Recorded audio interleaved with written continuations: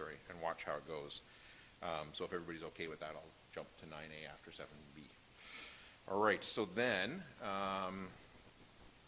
timed item at 9:35, so I'm not going to jump to that right away. Maybe we will do fire department monthly report while we wait for 9:35 to rock up. Chief?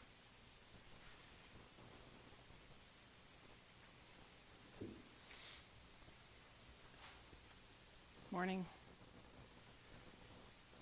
Not a ton to highlight in this month's report, but a few noteworthy items.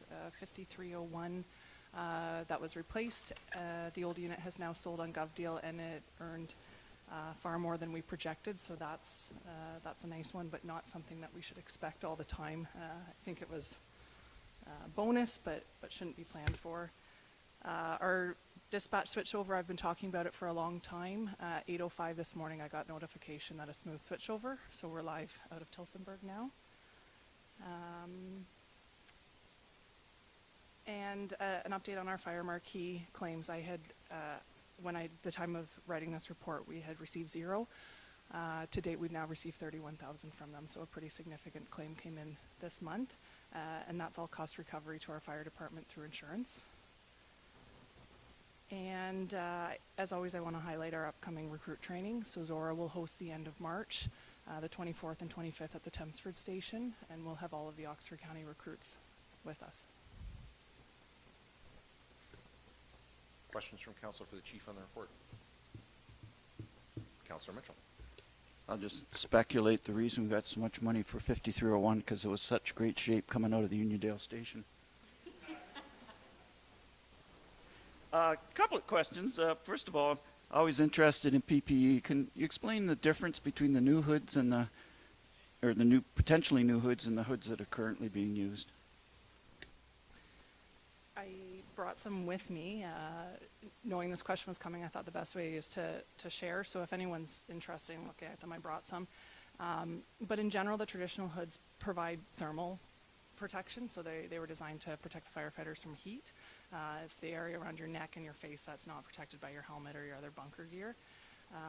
The newer style have a particulate blocking layer, so they're now looking at blocking out the carcinogens that we have learned over time do a lot of damage to our firefighters in the long run. So the big piece of that, and the reason we're doing the testing, is the side effect of those is they block a lot of the heat in and don't let that to escape. So keeping the carcinogens out, but allowing the firefighters to still do their job without overheating and increasing that risk as well. So they're the ones that have to wear them. I've got samples from all of our suppliers and hoping that they'll select the one that they wish to have, and then we move forward with the purchase and increase our PP.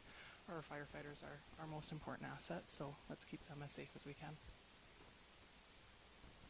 And a question on the grant, $2,453. Where did that come from? That one was also from our Fire Marshal's Public Safety Council.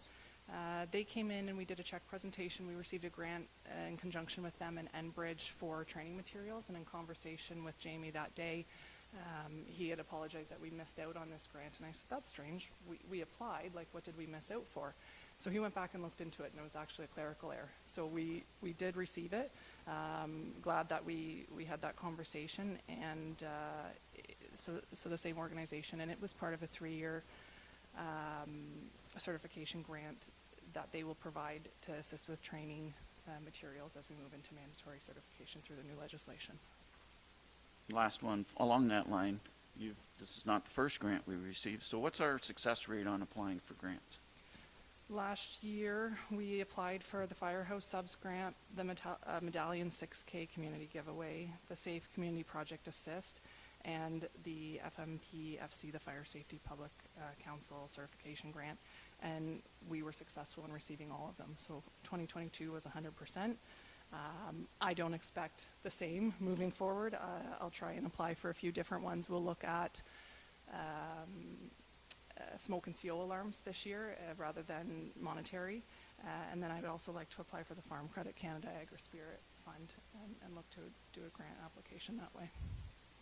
I'll just comment on that I know applying for grants is a lot of work, but there is money out there, especially for fire services from different areas, and every dollar we can get from a grant is a dollar that we don't have to get from the taxpayer. So thanks for the effort. That's you, and I know you mentioned your assistant last summer did a lot of work on the grant applications as well. Emma Martin did a lot of work on that grant writing, yes. Anyone else? Questions on the report? Councillor Finch. The live training is really exciting to have come to Zorra. Do you want to elaborate a little bit more on that? Yeah, the MLFTU is what the fire college, and I apologize, the fire service is terrible for acronyms, and I've transferred some here. I'll clean that up moving forward. But in short, it's a mobile live fire training unit, and it's a transport trailer that they will roll in. There's 2 of them in the province. They put out a call for applications for fire services that would like to access it and do some training this year.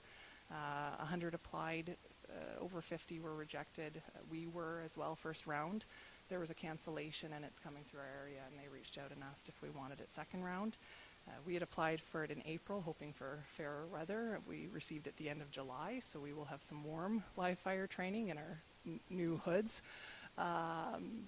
But any training is fantastic training, and I've opened it up to Thames Centre as well as St. Mary's, and then we'll open it up to some of our RIFSOC partners.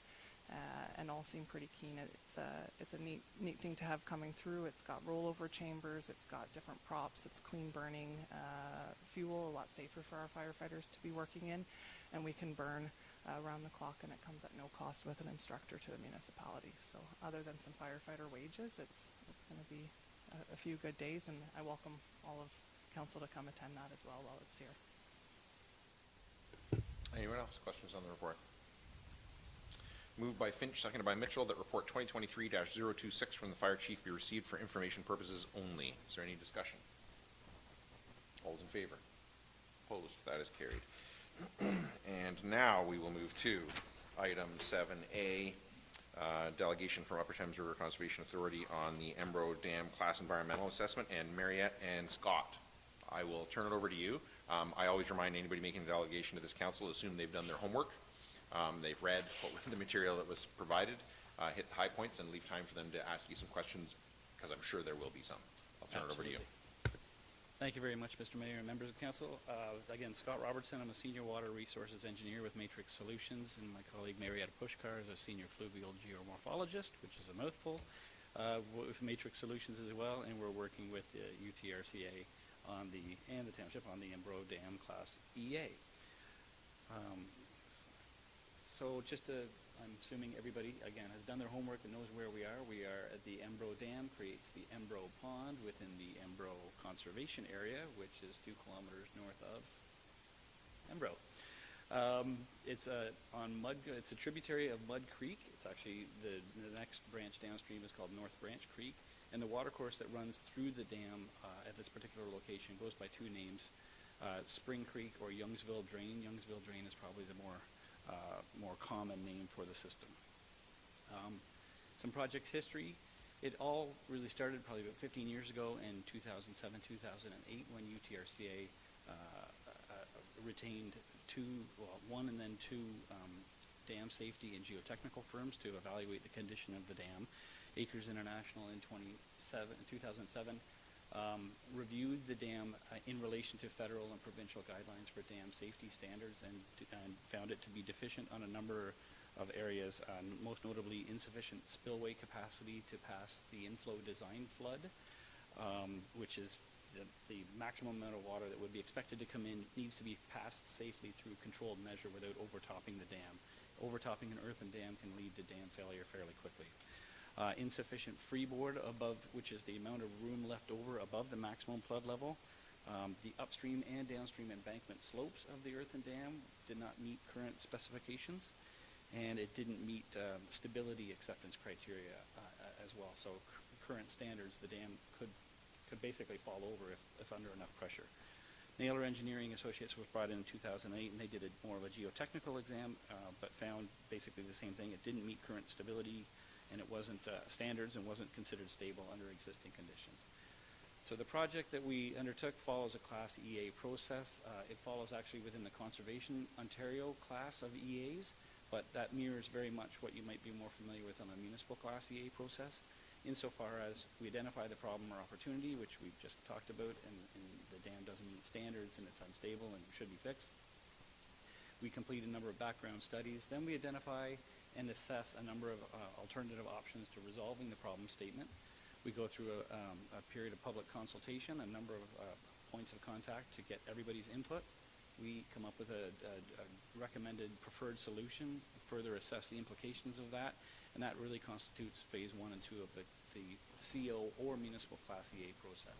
One of the areas that the CO class of EAs differs is that there's a mandatory community liaison committee that needs to be formed if it's determined to be necessary.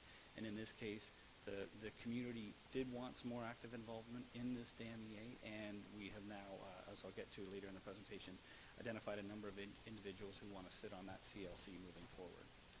So the key findings in the background is it's about a 100-meter long dam with a maximum height of about 4.5 meters. It's called a bottom draw, but really the water comes in from the top, drops down a pipe and out. There is a spillway that provides some excess flow control, but again, not enough. The pond itself is about 0.8 hectares. There's a typo on the slide that says 0.5, so 0.8, about 2 acres. And as of 2015, it had filled roughly a third full of sediment. Online dams do this, particularly in agricultural watersheds where you have sediment and nutrients coming down. But all online ponds do it regardless of the sort of contributory watershed. There is anecdotal reports that the pond had last been dredged in the mid-1980s, so if it had filled to a third full by 2015, we can assume it's probably 40% at least full at this point. And again, dams do this. They do require periodic dredging to remove that sediment to retain that volume or to not turn into basically shallow mucklands as some of these older dams do. I should back up just a bit. The Embro Dam was, the Embro Conservation Area property was purchased in 1958 by the UTRCA, and this dam was constructed in 1959 purely for recreational purposes. There has been dams and or mills on the site from roughly the mid-1800s, mainly functioning mill-type structures, but this dam and this pond were built purely for recreational purposes. The hydrology is upstream. There's fairly limited but 7 square kilometer contributory watershed. The creek in the watershed is fairly healthy insofar as groundwater gets back into the ground and recharges through this reach, which has created the Youngsville Drain. It's basically a cold water fishery type stream, and it is home to a healthy population of brook trout, which is sort of an indicator species for the health and quality of a watercourse. It's kind of the goal of a lot of watershed conservation agencies is to get back to, if we can, brook trout type of habitat. It really does indicate that it's a high performing system. Brook trout have been found upstream and downstream of the dam. In fact, 21 fish species I think were found downstream, 8 fish species upstream.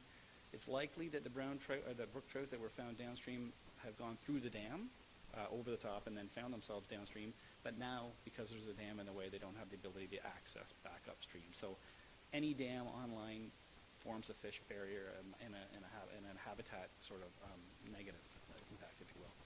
There are other natural heritage features that are important and have been found relatively recently. UTRCA staff have found a couple of varieties of turtle on the site, including a snapping turtle, which is a species of conservation concern.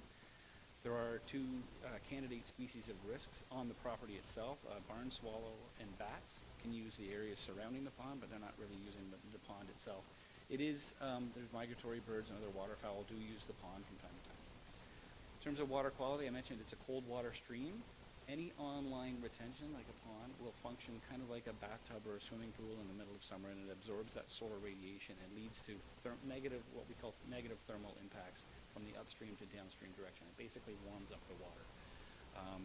Monitoring has shown that it's anywhere from 0 degrees to up to 7 degrees in summer, and the 7-degree fluctuation in a brook trout habitat is significant. The colder the water is, the more dissolved oxygen it can hold, so the less it can hold if it's warmed up, and the brook trout, they breathe that oxygen. So effectively, if it warms up, we suffocate the fish.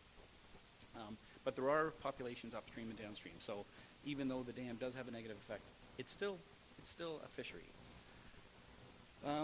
Some other key findings outside of the technical or the natural environment. The social, it is a conservation area. It is used for passive recreation, hiking trails, cross-country skiing trails, and picnic areas. I should back up and say UTRCA is the owner of the property and the owner of the dam, but the Township of Zorra, ever since the mid-90s when the province cut the funding for conservation authorities in these small dams, the township has been the primary financial funder of this. And there is a local community group that I believe does some maintenance, but I think the township also does some maintenance on the property as well. So it is a well-used, and I think the public generally like it, although it is in a relatively rural area, so it doesn't get the kind of use that maybe a more urban conservation area might.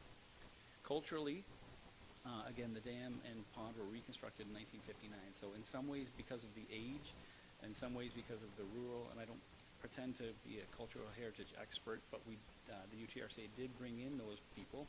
They reviewed the dam and the park in relation to the Ontario Regulation 9/06, and they determined that it didn't have enough cultural heritage sort of factors about it to be considered a landmark. Archaeologically, the site was looked at, and it was a smaller area. The overall conservation area is 12 hectares. The archaeological focused around the 3 hectares in and around the pond area. Anything with standing water body or steep slopes like the pond slopes was defined not to have any archaeological potential. There was some archaeological potential in the 2 hectares sort of surrounding the pond, but it doesn't really come into play if any of the preferred solutions don't want to start doing a lot of disturbance in that area. So as part of the EA, we look at a number of different alternatives, and in this case, we looked at 5 basic alternatives to what to do with this situation to resolve the problem statement of this dam that doesn't meet standard and could fail. Mandatory in any class environmental assessment is the do-nothing alternative, as silly as it might sound, because it doesn't resolve the problem statement. It's still there. But the do-nothing is alternative number 1, and it is exactly as you might think, we do nothing. It doesn't mean that nothing ever happens. Again, we go back into the sediment accumulation. It does require ongoing maintenance, and it does remain sort of a liability and a hazard. It is a low hazard dam by Canadian Dam Association standards and provincial standards. The low classification really relates to the fact that it's relatively small. It contains a relatively small volume of water, about 30,000 cubic meters, and almost as importantly is there's nothing of significant risk downstream, a consequence of that dam failure in terms of loss of life or property damage. There would certainly be some environmental impacts. There would likely be some negative impacts on the farmland immediately downstream as that water flushed through if it should fail, but no loss of life expected. Alternative number 2 is, as it sounds, repair, reconstruct the dam. So it's basically take the dam down and rebuild it according to current design standards. So again, you'd still have, say, the negative sediment. It would require sediment removal to even complete that work, I expect. And you still have a lot of those other negative environmental impacts with the fish barrier passage and that sort of thing. Thermal heating, those aspects. I don't want to downplay any alternatives yet because we haven't evaluated them. The 2 main groups of alternatives I should have touched on before, they basically fall into 2 buckets, a dam in or a dam out. So we actually looked at 3 with dam in, including the do nothing and repair and replace as we just saw. And this is our first in the dam out. And it's basically, as it says, remove the dam and construct a natural channel. So this is a slow removal of the dam and replacement of the Youngsville drain into a meandering plan form that then can support fish passage up and down. It's a riparian floodplain around the dam that is planted up. Can add to additional trails or educational signage. Like it doesn't change the use of the park at all. Some people might like the still water feature of the pond, but others like the babbling nature of a brook. Alternative 4 is really just a slight change on alternative 3, and it includes the addition of an offline wetland or wet pond. And this was in some ways a nod to the fact that, well, the riparian ponds and wetlands are a valued feature of any natural landscape, and they do occur. A lot of them have been removed historically, so this would be putting one back on the landscape. It's also a nod to those species at risk that we talked about, the snapping turtle, and I can't remember the other species of turtle that Scott mentioned yesterday, but they do like that open body of water rather than a water course itself. So to provide that habitat would be a benefit as well. Lastly, another sort of dam-in alternative, although it has been reduced. So this talks about lowering the dam crest. So it gives us a little bit of the meandering plan form of the channel through the upstream half of what is the current dam, but remains a fish barrier in a pond online. So how do we then go about evaluating the alternatives? The categories, there are four primary categories that we look to, and these are defined within the EA process. It's technical, natural environment, the social cultural environment, and the economic environment. And they're all within the broad definition of environment as per the EA Act. Initially, I won't go through this. I guess I know you all read the presentation. Initially, we set out with assuming for no other reason that other than it was reasonable that they all had equal weighting. So we assigned 25% weight to sort of each of these. And then we went through the public. So the last of the public information centers just occurred at the last of January. At the end of January. It was well attended. We had, I think, about 8 staff, 5 or 6 from the UTRCA, and 2 were represented by Matrix. And a pretty good public turnout. Councillor Mitchell was there. I understand. I didn't get a chance to speak with you. I was tied up with a couple others. Well attended and generally favorable. We didn't, at that time, present a preferred alternative. We were just looking for their opinion. We did get 8 comments back in terms of formal comment forms. One more of a letter input that'll be included with the EA documentation. The general feeling that we got from these comments as well is that the public seemed to provide or wish a higher weighting assigned to the natural environment and actually a lower weighting assigned to the social cultural environment, which is sometimes not the case, especially in these potential dam decommissioning, dam removal projects.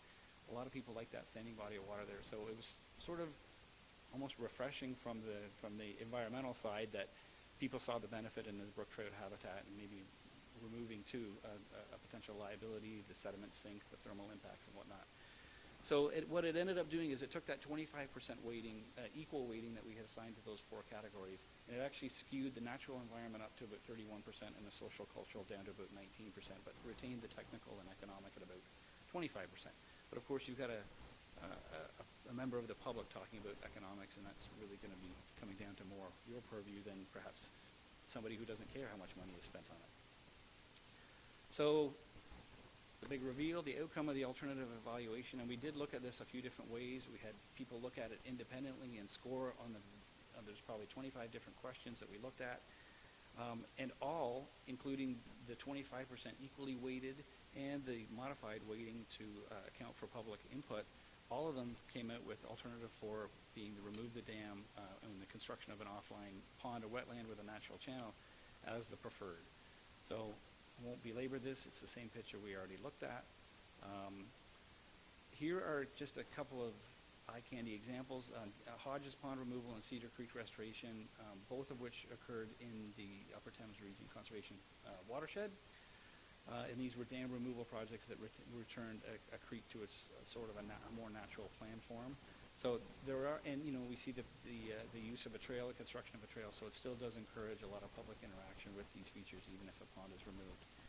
I put this one in, it's a little more near and dear to my heart. This is the Martin Creek Pond removal. I'm from Guelph, and this is just north of Guelph, and it was a project undertaken by Trout Unlimited Canada. And I can't get, there it is, okay. So the dam was located at this site called the east end of the site here, and this is Highway 6 as we go from Guelph north to Fergus, just to give you an idea of what that dam looked like pre-removal. It took 3 or 4 years of hurdling approvals, and it took about 2 days to do the project, which was sort of frustrating, but it is the way it is.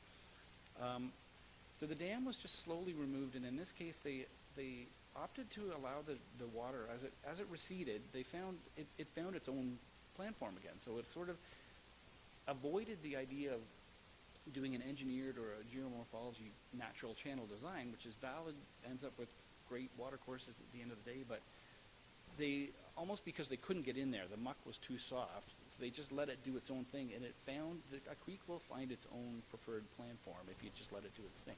You got to contain the sediment at the downstream end to make sure you're not pushing all that downstream and wrecking the brook trout habitat downstream.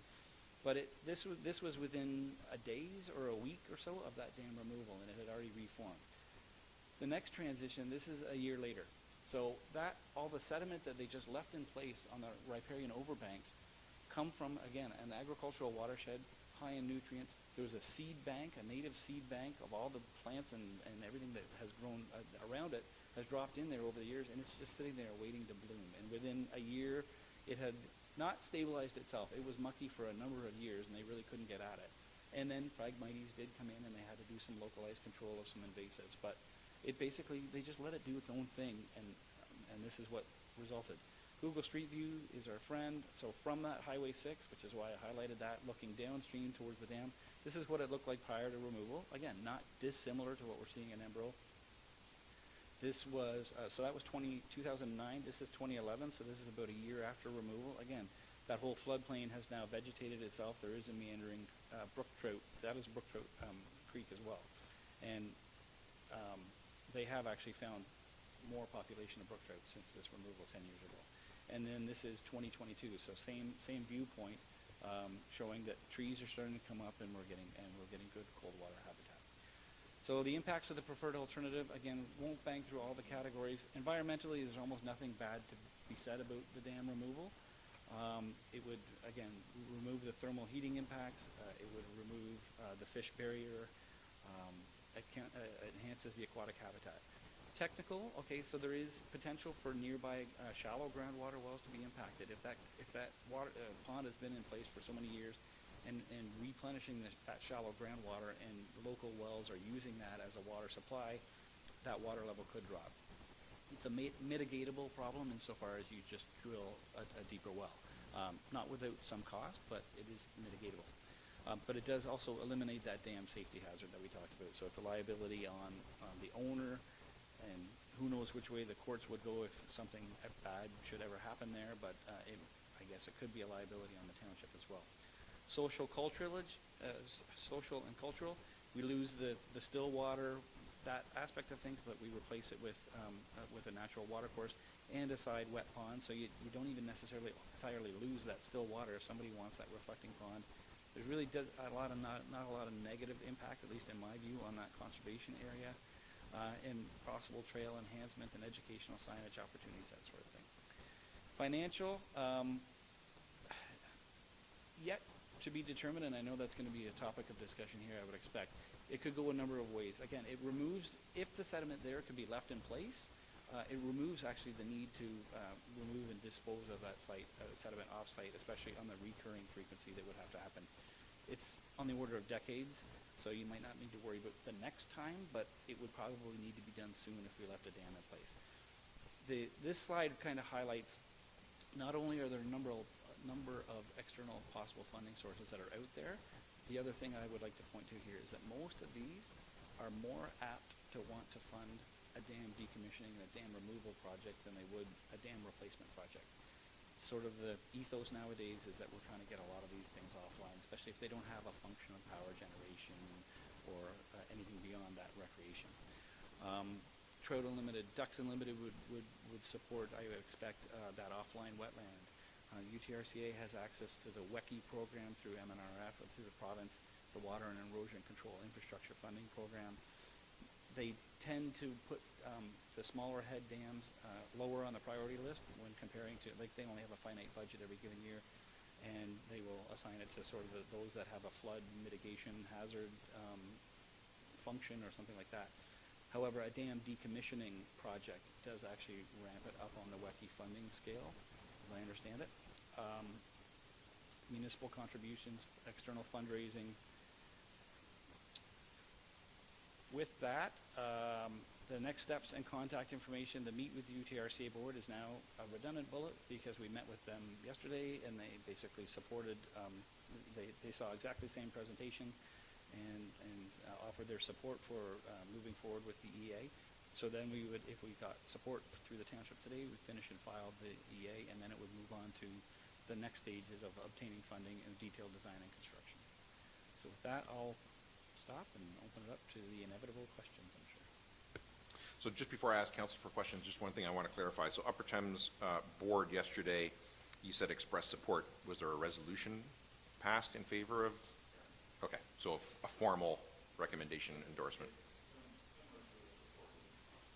Similar to support in principle, that we thought that was a good idea to move forward. So to Upper Thames staff, could we get a copy of that as correspondence to Zorra Township of whatever they passed? Just want to have that. Thank you. Thanks. Questions from council on this, on the delegation? Go ahead, Steve, or Kevin. Yeah, as I listened to the report, and it was very detailed, and I had read through it too, I guess I just wanted to clarify, and going back to a previous report, I believe it was a couple months ago, we talked about, and there was some rough financial figures in there, which obviously could be subject to change. Question I had was mainly separate from these 5 alternatives, simply breaking out a section of the dam and allowing it to naturalize, like the example you provided, would obviously come at far less cost. Is there analysis need to be done, or could there be done to see if that's going to be successful here, that it will find its own path, or is it very much up to the water itself to decide that? Like, what kind of risk would be? I look at that as a very cheap option to possibly get the same end goal. If moving forward with, detailed design of, say, this alternative 4 that has been recommended, is that a possibility that it could be a lot less about creating structures, creating flow paths, creating offline ponds, and just letting it naturalize? Is that an option? Sure. So the numbers that you saw in some previous documents are outdated. Yeah. We have updated them. We were working through some more detailed estimates based on the information that we have. So you're absolutely right. There are many different options for undertaking the work, and what you're suggesting about taking out a portion of the dam is one of the cheaper options that we were considering for implementing alternative 3 or 4, depending which one was selected. Retaining a piece of the embankment in place, it's no longer functioning as a flood control structure. The instability that was assessed is no longer really relevant, so retaining some of that is absolutely a good idea. Right. If we're able to maintain the sediment in the pond, that is the best scenario. Further sediment quality testing does need to be done. Only one sample was selected in 2016, so that could have been a one-off example. So further sediment testing needs to be done to determine what needs to happen with that sediment.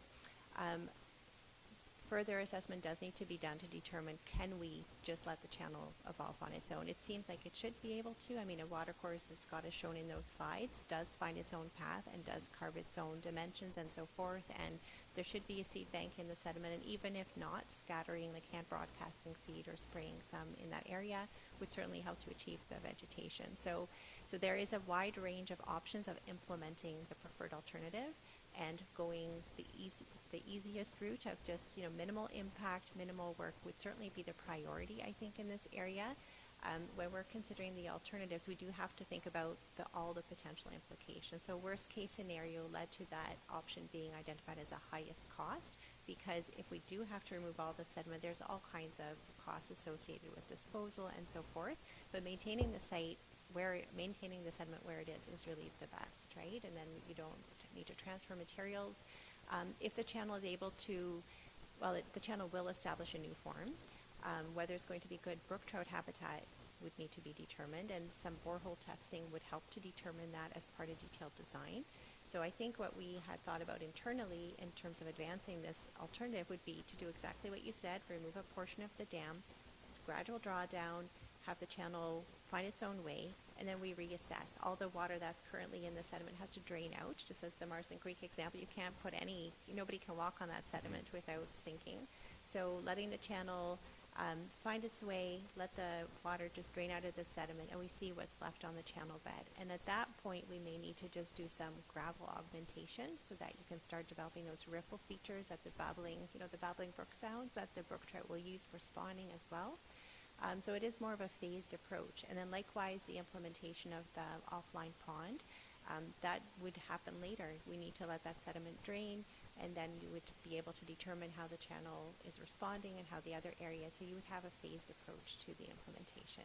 So in terms of cost, when we have costed it internally, allowing for sediment control and potential monitoring by the agencies and all the things that happen over those few years to work out with the agencies, including DFO and others, it can range from a few $100,000 to much more. But the objective would be to minimize and naturalize, as we've talked about in this area. And as Scott had talked to you about as well, there are many groups that are very interested in restoring brook trout. So we already heard from the Ontario Rivers Alliance that was working with Trout Unlimited in other areas.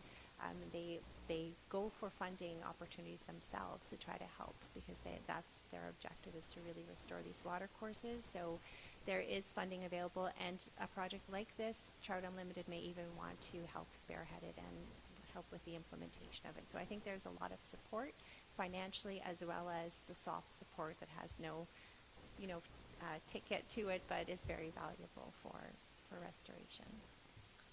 Perfect. So would the next step be coming up with a bit of a cost estimate for the first phase or stage to get it to that point for further reassessment after it Yeah, tries so to one of the naturalize? things that needs to happen is all the work that has happened was dated. It's, the EA stopped for a while, and so some additional work needs to be done for detailed design purposes. So things like sediment testing, doing a borehole to see what is there now, that'll really help us understand the direction that things will go. So that would be a first step, just a little bit of additional design-related type Right. of work. And then we can develop a cost estimate for that one phase, but then be prepared to, anticipate what else might be needed. You don't want to start a project and have it be halfway done, right? So you need to be aware of the consequences or things that may happen. So I think the next step really is to do a little bit of that preliminary design work, but do that when you think you are going to move forward, because things like sediment samples become outdated, right? So doing a bit of the design work. Is there anything else, Scott, you would add? No, just a thought, because I was speaking with the UTRC staff before this meeting, and I know you just talked about the pond being maybe a future phase. The issue there is that there's turtles there now, and if we just drain the pond, we lose maybe that habitat that those turtles are reliant on. So that may have to come forward in an earlier phase, at least to create that habitat. And there's a lot of actual specific timing around that sort of thing, because they're going to want a winter nest and stuff like that. So when you draw that down and create their new habitat, it just has to be all considered. But Yeah, that's right. And I mean, one of the aspects in other pond work that we've done is that there are strategies for encouraging the turtles to move elsewhere, so just by the gradual drawdown and so on. And if necessary, I know that we've had staff in waders mud deep that are taking the turtles and relocating them to other habitat areas. So there are lots of things to be considered. Yep. And certainly, maybe, depending on when the construction happens, do providing a bit of a pond area, so as part of the phase one work. So more homework to do to actually determine what would be full scope necessary if we were going to proceed with, say, option 4. Correct. Okay, and we have funding set aside for the ongoing design EA work, or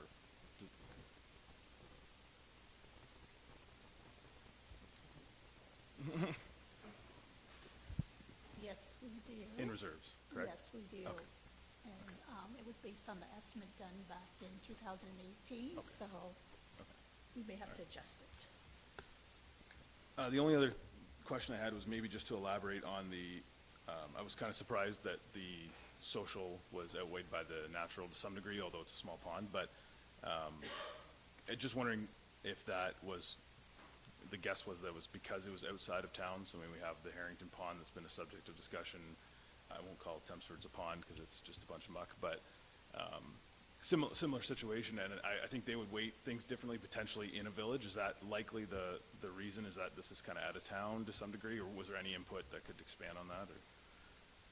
I would be hypothesizing to try to get inside of the head of those that commented, but it could just be the people that opted to show up to the Public Information Center, or the people that commented. I mean, it was out for public comment. You didn't even have to go to the PIC. You could just write in your comments. It wasn't ubiquitous. There was a couple that preferred the pond, but by and large, the preference was towards the natural environment. My experience in any dam decommissioning or potential dam decommissioning project is that absolutely, yes, the more people that are around the structure, particularly if they've been around it, and this has been here since my childhood, we skated on this in the 60s, those are the ones that are definitely more prone to, have a higher rating on the social cultural side. Thanks. Well, maybe Anyone just else? for transparency, we received the input from the individuals, and we took their weighting suggestions, and then we took an average of those. So there were clearly, in the natural environment, I remember one person wanted to see that as 50% of the weighting, whereas others had, there was a range, but this is the average number that came out. So as a fair process of considering their input. Councillor Finch. I came out to the community meeting, and thank you all so much for all the information. And we had a good turnout, I think, for who came. And the folks that came, I think, are past Embro Pond Association people and ones that use the park quite often. I agree with what they've said here, that number 4 is a great option, but I do like to try to keep the cost down. With moving forward with your next steps, are you going to try to keep the Embro Pond Association a part of all this planning so that they can be a part of it? Or is it just Upper Thames kind of taking the head? Well, the Upper Thames is establishing a community liaison committee, and they've invited members of the public to be involved in that. And I don't know who signed up for that. Certainly, the Embro Pond Association should be invited as being part of the table. They look after that area and have some great ideas. Sarah, Pete, you've got a response? Thank you. So Sarah from UTRC here. To the mayor. Sarabjit from UTRCA, and to the mayor. We had interest from a number of groups, including Ducks Unlimited, Zorra Heritage Committee, Embro Pond Association. So we want to include some staff from the UTRCA as well as from the community. The Beachville District Museum is interested in having signage up on the area to sort of tell the history of the area. So we definitely want participation from a wide array of groups so that we can best design the area as as best as possible.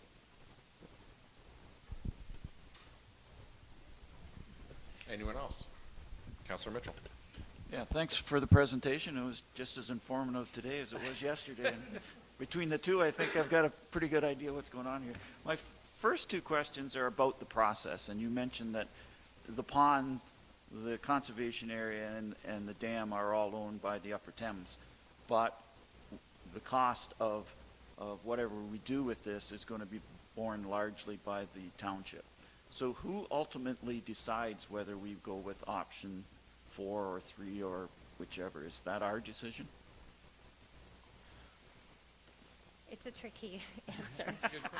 So the municipal or the Conservation Ontario environmental assessment process is a process, right? So we have followed this in terms of doing these studies, identifying alternatives, and doing an evaluation of the alternatives.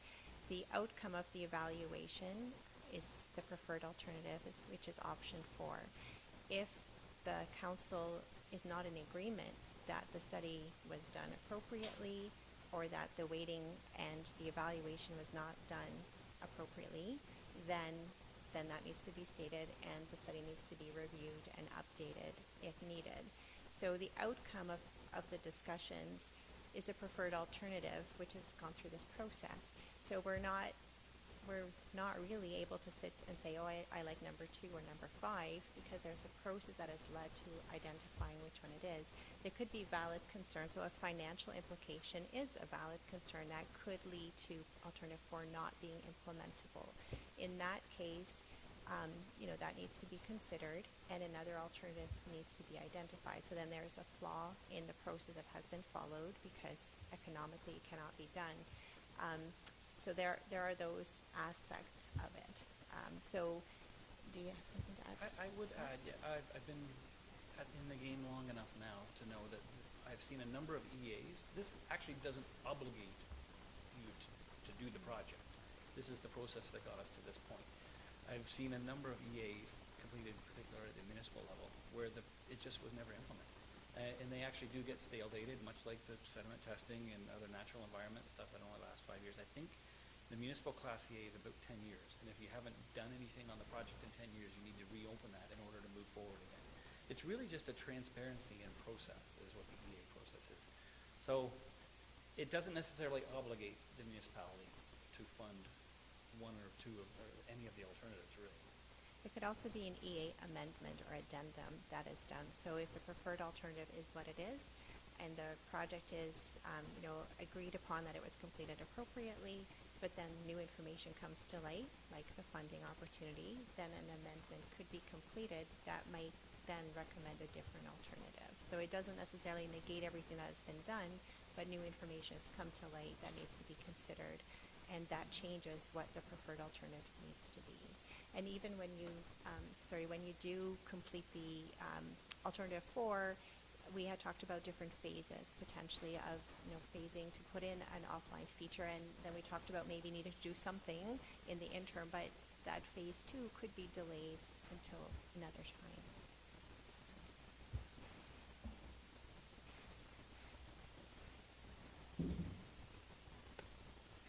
Good morning. Yeah, just to introduce myself, my name's David Charles. I'm the supervisor of the water control structures at the Upper Thames. Unfortunately, Chris Tasker couldn't join us this morning. He's on vacation. So just to kind of walk you through some of the latest developments that happened. So as Paul mentioned, there was a board memo that was part of our board meeting yesterday that basically gained the support of the board to move ahead with the preferred alternative. So unfortunately, we weren't thinking, Mayor, that to send you that, a copy of that, so that you could have reviewed that in advance of this meeting. But at the same time, that would have been very short notice, not knowing too how our board of directors was going to, well, whether or not they were going to recommend that we be able to move forward with the preferred alternative. So with that being said, we will send you a copy of the board memo and the minutes that gained the acceptance. So it is the intent of the Upper Thames to move ahead with the preferred alternative, hopefully with your support as per this meeting, but at the same time too, so Matrix has been our consultant on this project as far as the EA. So as part of the process now goes, because this was a WECI funded project, the costs of the EA were shared between WECI and Zorra, like as a 50% split type thing. So everything moving forward, we will always keep Zorra in, I guess, with all the proper information as far as how we intend to move forward and what the costs are. So to answer your question earlier is we would now enter the project planning stage to see how the best schedule to move forward and what the deliverables would be by year type thing. Like we have a lot of in-house expertise that has done wetland conservation in the past, and they've done it in-house with some assistance from some smaller contractors that very much keeps the cost down. And when they phase over a number of years, as Mariette mentioned, it really does keep the cost down. So like once we now have our board of directors support as of yesterday, and then we'll gain whether you are in favor of proceeding with the preferred alternative or not. And we'll just have to see how you, I'm not sure if you actually would have a vote on that this morning or whether that would be at a subsequent meeting. But with the late developments of what happened yesterday, and at the same time too, so because this is a WECI funded project, the funding runs out at the end of March. So the intent is that we actually include the final EA report as part of our WECI report submission that goes in at the end of, well, a week from Friday, March 10th. Because the government has shared the funding for this project. So, yeah, if you have any other questions that you'd like us to answer, please feel free to ask. So another question of clarification. So now it sounds, I really love to see the wording of what the board actually passed yesterday because, so in preparing for this meeting today, I certainly was not anticipating that this council would be making a decision on a preferred alternative. Right? Okay. We talked through what this council would need in order to make that decision. I think we have a good idea of that. Yeah. But it sounds, and I don't want to assume too much, not seeing exactly what the board passed, but it sounds like the board has chosen an alternative. I guess on behalf of this council, I would say, and you know how much I love Upper Thames.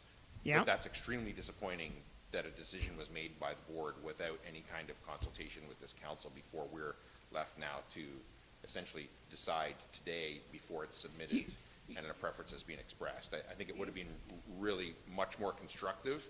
And And to be clear, you know, honestly, I love Upper Thames. This is Yep. not coming from a municipal official Oh, no, who's like, that's okay. "Ah, Yeah, conservation authority. for sure. And also my personal preference is for the preferred alternative. I'm down with it. I really Yep. am. But I think this is a little, it makes it maybe a little bit more difficult than it really needed to be, I think. Because I think this council's gonna wanna know some really fairly robust total life cycle costs of, okay, so what's, you know, Yep. your zero cost of some of these is gonna be higher or lower, but some of them, the operational costs are virtually zero going forward. And I think Absolutely. this council has a strong history of kind of wanting to know those kinds of figures before it makes a decision. So I think frankly, if Upper Thames is looking for an endorsement from this council, for an alternative today, I mean, I don't want to presuppose what this council is going to decide, but I think that's pretty unlikely. Okay, and we're open to that. And so that's the thing too, is we're just having the dialogue. So like, we didn't know how our board meeting was going to go yesterday type thing. So our board of directors have endorsed the preferred alternative.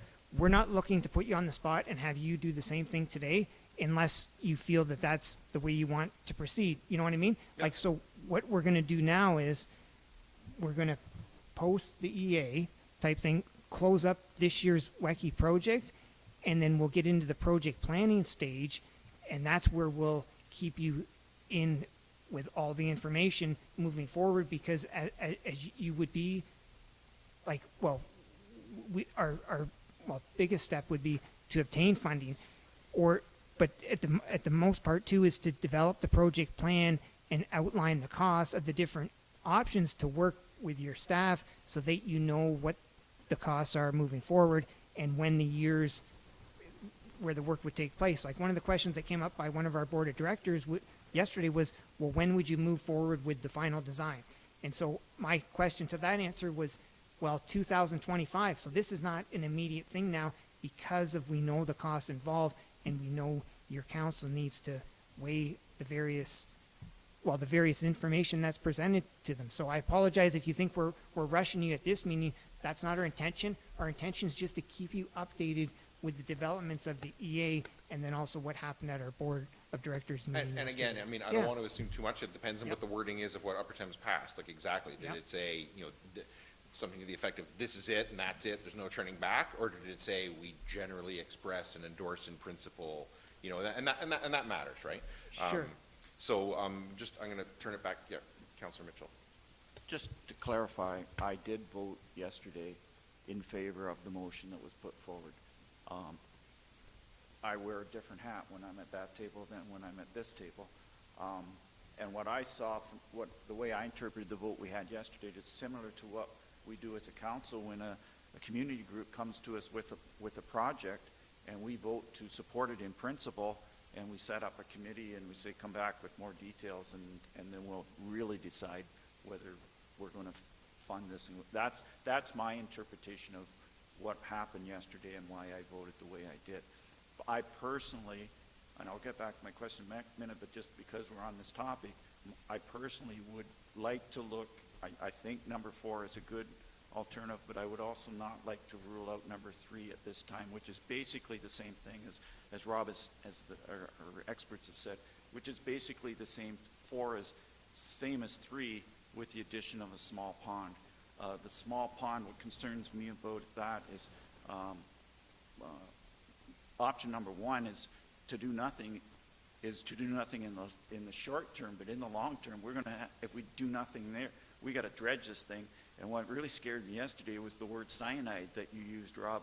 You said there's been borderline amounts of cyanide found in there. So if we've got to drench this and haul all this dirt to, I don't know where, Timbuktu, the cost of doing nothing in the short term gets really expensive. So my question, I guess, on the option number 4 with the pond, would we have the same problem with sediment in that pond, and would that need to be dredged in the near or distant future if that was the option we went with? So, riparian wetland or pond? Yeah, the riparian wetland, so it's disconnected from the stream, so it would receive water when the water level goes high enough. be a connection between the creek and the little pond that you can determine what elevation and what flow events go in there. So it would receive a refreshing of water. It would also receive some sedimentation, absolutely. Just because there's a lot, there's sediment in the water. When water slows down, it drops out and falls into the pool. So I think part of it is you over-design it, so you deepen it enough so that you allow for a certain number of years of sediment accumulation to occur. That's a common strategy. And you can also, depending on how complicated you want to make the design, you can force that water to deposit the sediment in a specific location. We call it like a forebay, almost like a stormwater management pond. So you can encourage where that happens, and then it's just a matter of scooping that out, and you can likely distribute it within the property itself and avoid disposal costs. So to your point, Councillor, disposing of sediment can cost around $200 to $300 per cubic meter. The amount of sediment that has accumulated in the pond is around 5,600. So to excavate all this material, we did some calculations, and it could be over $2 million. So we completely understand the need to leave the sediment in place. And so the alternatives that we've provided, both alternative 3 and 4, gradual drawdown of the water course, allow it to find its own place. We do need to catch some of the sediment that's being released to downstream.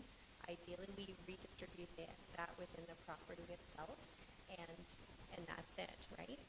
So I completely understand your perspective and consideration. So whether the offline pond does get implemented, as we've talked about, it could be a phased approach. Maybe you don't end up putting the pond in, but we do need to consider the habitat. Currently, it does provide biological diversity. It would, I think, enhance community interest in the area as well, to have an open water feature, to see different birds and flora and fauna and amphibians. There are lots of frogs in the area as well that use it. So, so these are some of the considerations that went into identifying that as an alternative as well. I think Marietta hit the nail on the head there. The excess soil laws that are now sort of on the books from the product, they really do relate to transporting soil off-site. So it's, the benefit of having a 12-hectare Embro conservation area is that you could use a lot of that sediment in forming new landscape features. It's not just keeping it contaminated source on site. And again, the elevated cyanide was very close to the limit, and it was based on a few samples. Okay. We would need to do a much broader suite of testing, especially if you want to move it off-site. There's rules around how many tests you need to do per 200 cubic meters, for example. So the incentive is really to leave it there, which actually, I think, lends itself more to the non-dam situation, because if the dam stays, we're in the cycle of removing sediment. Thank you. Just one more. And it goes beyond where we're at now. Once this decision of which option we're going to take, who takes over from there? Is it the Upper Thames job to do the application for all these different grants and to tender the job to get the actual excavators on site and to supervise the job? Yesterday we saw great examples of work that's been done over the years of various projects. So once the decision's been made, is it the Upper Thames that does the grunt work after that? Yes. You know, Yes, the Upper Thames does all the management of the construction and all the management of the design as well. and the cost of that would be incorporated in the total cost of the project? Yes, and the cost of all of that work would also be included in the budget. Okay. So there hasn't been any money included in the 2023 UTRCA budget for this project to move forward beyond the current fiscal year, which is the WECA year. So what you agreed, well, what the board voted on yesterday, Paul, does not include any work at this time for Embro for the rest of 2023.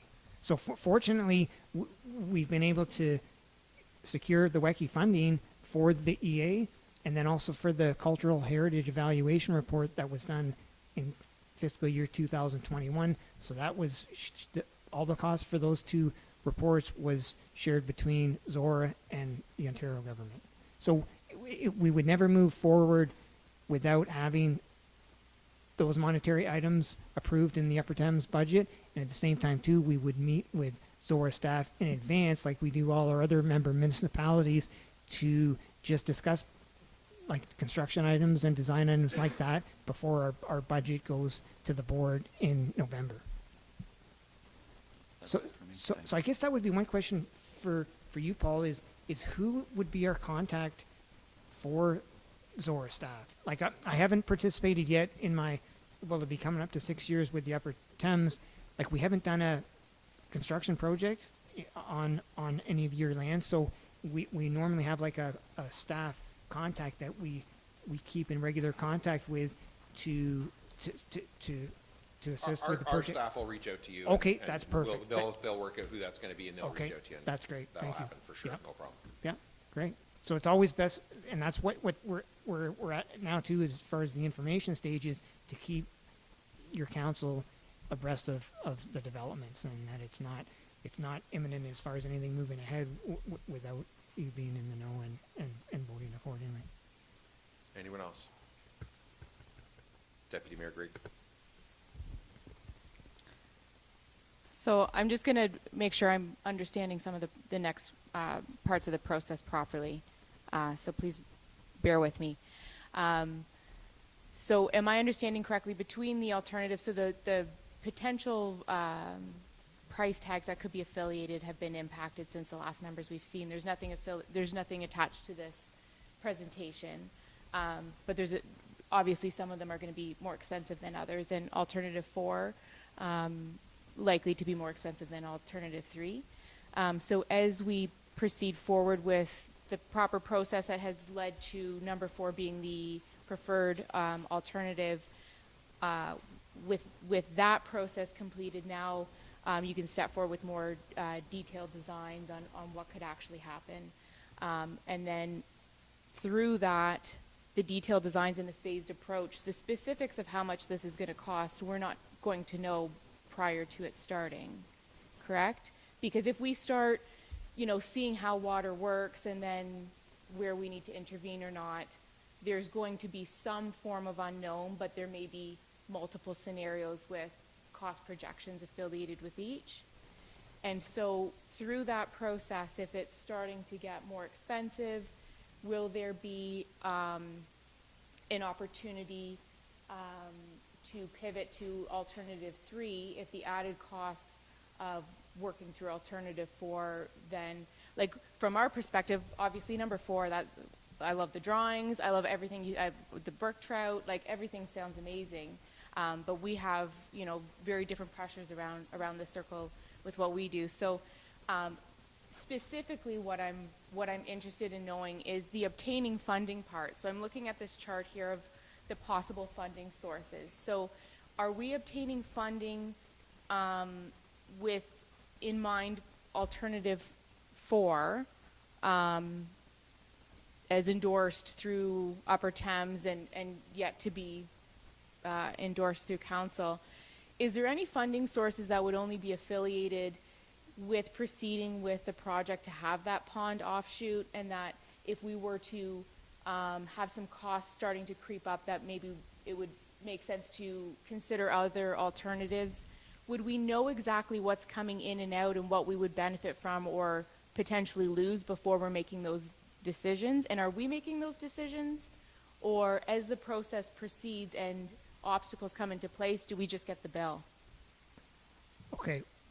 Sorry, That's my okay. No, apologies, that's because good. I That's know good. there's 5 Yes. questions layered in there. I'm That's just good. trying to make So sense. what we're going to do is, could you go back to the slide, Scott, that shows the next steps, and I'll just kind of outline the process, because now hearing how things are going, I can just outline what we're going to do now.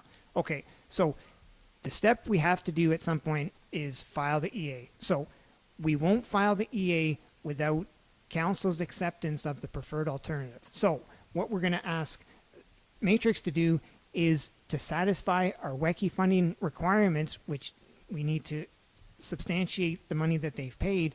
We'll have Matrix send us their final EA report as a draft, because we don't want to file the report without Zorra's endorsement of the preferred alternative, because as Mary was saying, that just leads to complications. So what we're going to do is we're going to have them send us that as a draft, because our WECI report is due a week from Friday.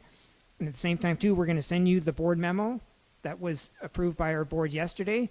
And then we're going to provide you additional information so that we can come back and further this discussion as far as getting more into the project phasing, design costs, construction costs that are associated with the preferred alternative, so that you'll have a chance at that time. We'll be able to work out some sort of game plan of how you would vote, whether or not you endorse the preferred alternative in order for us to file the EA. So like I think that's just the best order of business, because in order for us to proceed with any of the work that you spoke of in your questions, the EA has to be filed. So that, like it's a regulatory, basically legislation that the EA has to be filed in order for us to proceed with that preferred alternative. So, But just for clarification, yeah. Sorry, did you have a follow-up to that? Sorry. Go ahead. but just to be clear, like filing an EA is no commitment to complete the project. It's just that step in the process. Right. So that this doesn't put our budget at risk or anything like that. It's not Yes. committing to the actual construction of the project. That's exactly right. So, and we can file the EA and never go ahead with the project. Like that's not the point of it. Yeah. But at the same time too, there's the document is active for 10 years as it's written. So just because an EA is filed doesn't mean the project just immediately starts ahead. That's when we would need to come we would come to resolution first before the final documents filed, as far as how we would carry out the project type thing. And just for clarification, like there's you tied this to a fiscal budgeting type thing. So if a decision isn't made or an endorsement isn't received from Zorra before the end of March, we still have one more council meeting in March. If there's no endorsement received by then, are you able to continue any work in 2023 on this, or will it sit stale all through 2023? Well, we'll continue with the EA as far as, well, But not really taking any further to create an actual plan. of that's right. execution. That's Okay. right. And we'll think about that a little more in-house, but as far as the fiscal year, so we have the WECI fiscal year as far as the funding goes, but at the same time too, we didn't budget any money in our budget for 2023 to move forward with this project. Like let's just say that we were going to move ahead with the alternative 4 and move right into design. Well, we would have had to put that monetary value in our budget for 2023 that would have been voted on and approved yesterday. We don't have that identified as a capital project for 2023 because we don't have your, like, you know what I mean? That would be really stepping on your toes to move ahead with something that you haven't even had a chance to actually participate in. So we're just trying to lay things out in the proper sequence. And the WECI projects are always tough because we have less than a year to complete them. So when we get the approvals in May or June, and the funding has to be used up and spent, and all the project has to be finished by the end of March of the following year. So that's a short window as far as the funding goes. Okay, so you just said we can get more information as to design and costing for the preferred. Can we also get that for the option number 3 so we can compare? What I want to know is what's the net cost of doing this? And what I mean by net cost, the cost of doing the project, and also the potential funding for it. I'm willing to spend more money to do the project if it opens us up to more funding and has better environmental outcome. But I need to know what those numbers are. So can we get those numbers for more than one option, or because that's been identified as the preferred option, that's the only one that we can get numbers for?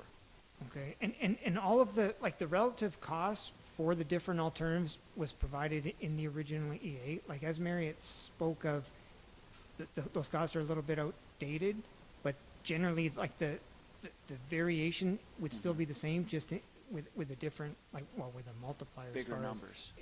Exactly, but at the same time too, there are the options as far as phasing over a number of years and doing some of the work internally at the Upper Thames, which has been done in the past, whereas Matrix's numbers was based on the pretense that everything would be done externally, like all external design and all external contractors.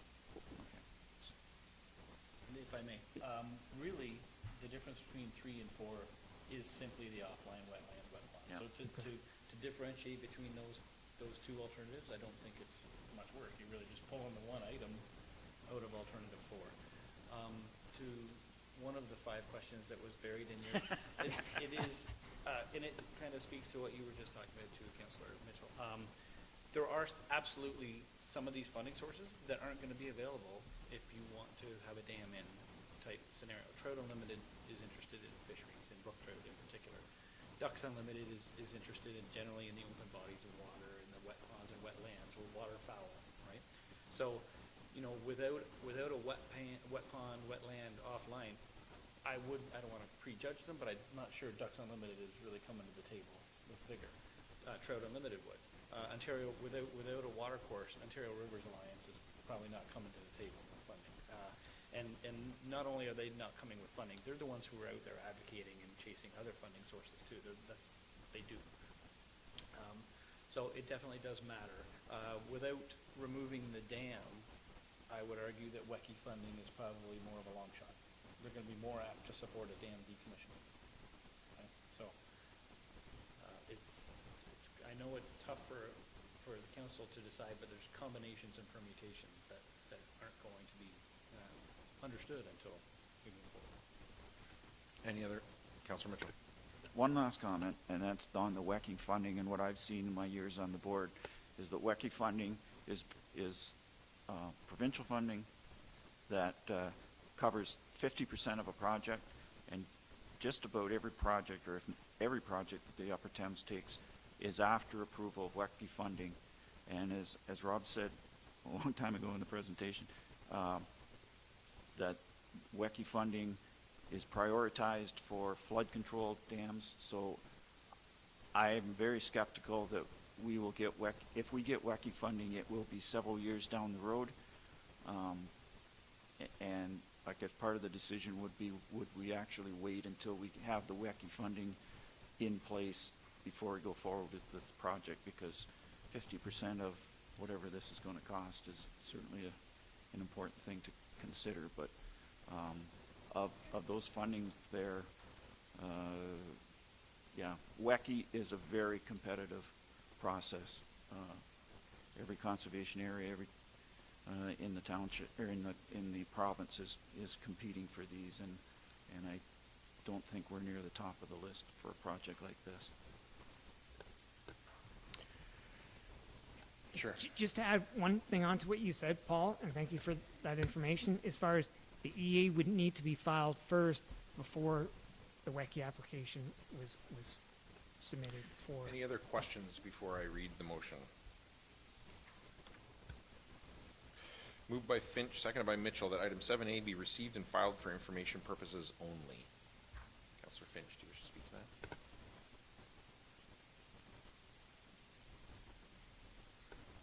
Councillor Mitchell, do you wish to speak to that?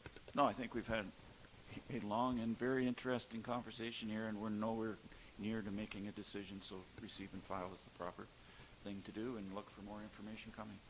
Anyone else? So staff are in a position to reach out to Upper Thames and make those connections, all right, and we'll look forward to a report at a future. All right. All those in favor? Opposed? That is carried. And I'm going to suggest that we take 10 minutes now and come back at 5:02.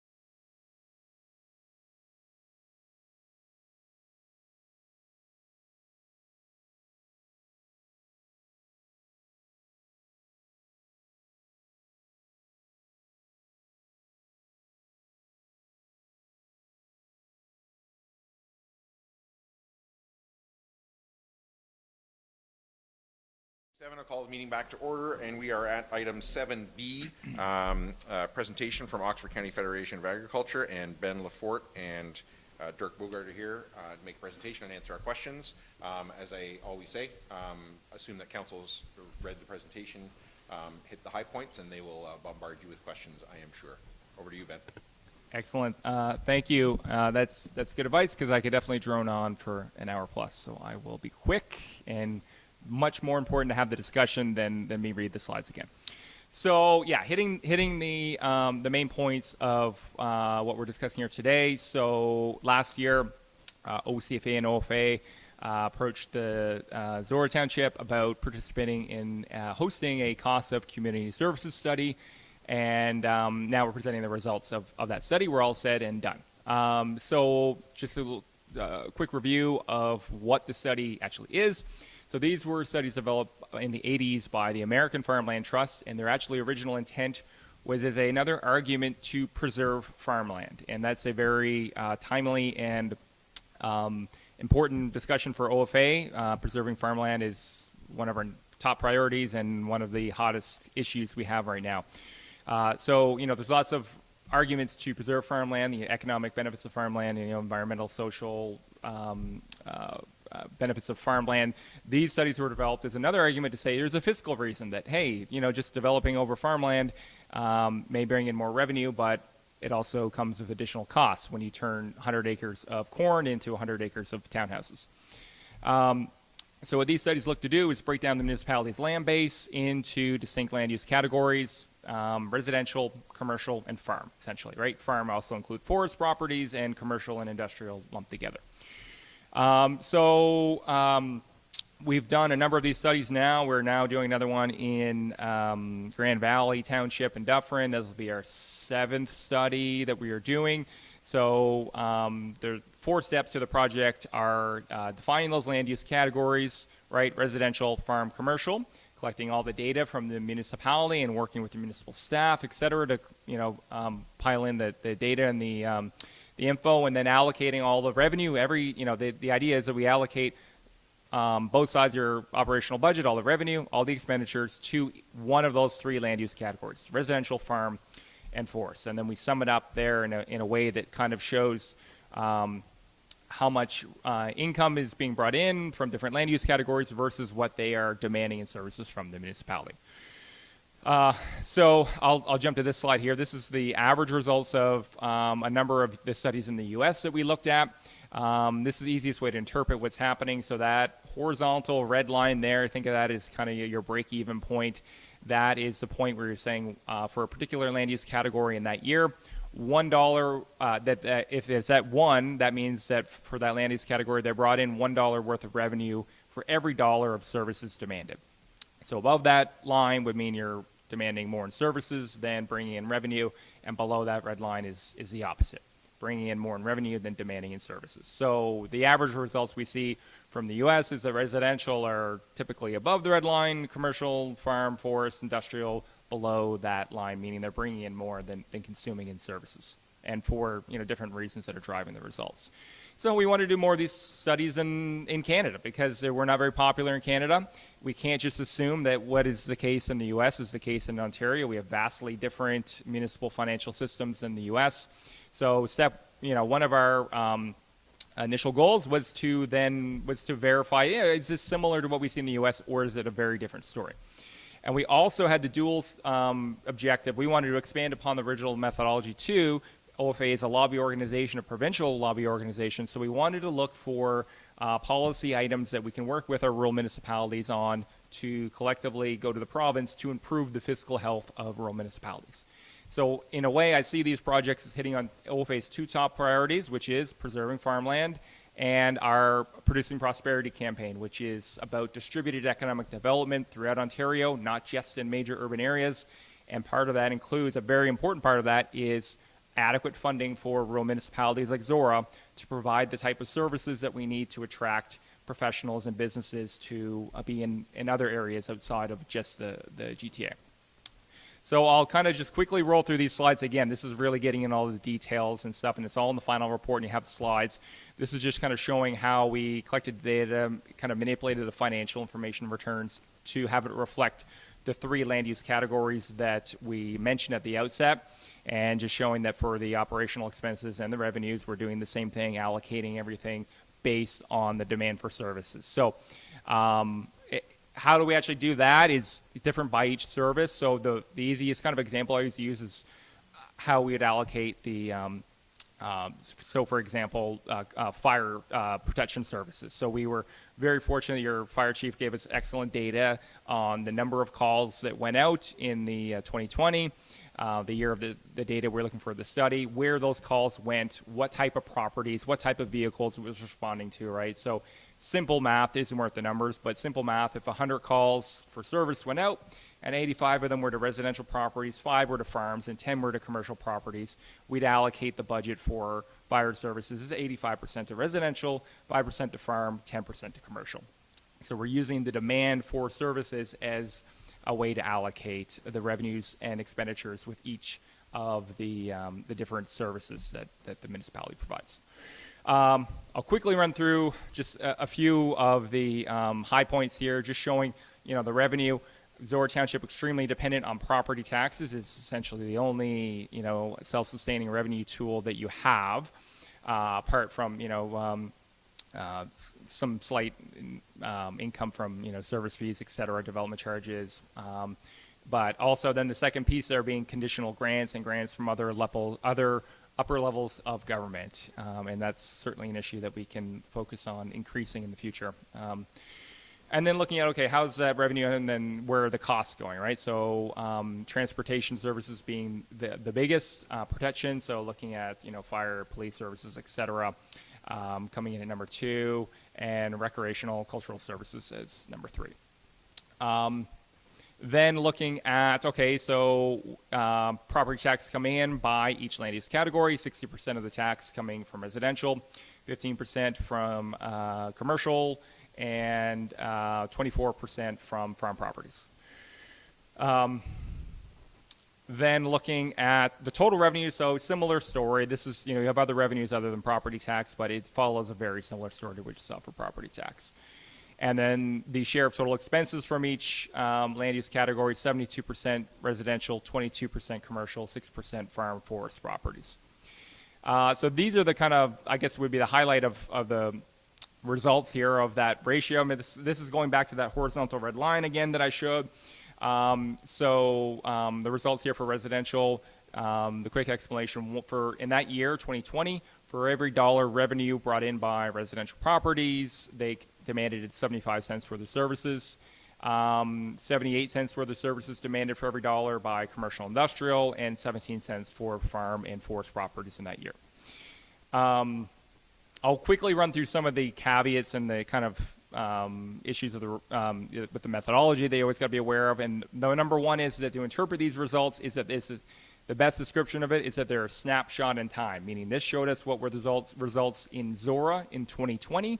Doesn't necessarily imply it'll be the same as Zorra in 2021 or 2022 or the next municipality over in 2020, right? We're looking at what happened within these geographical boundary in that particular year. I do quickly, before I turn over, just want to hit some of the points from the municipality's perspective, and this is probably what you're most interested in.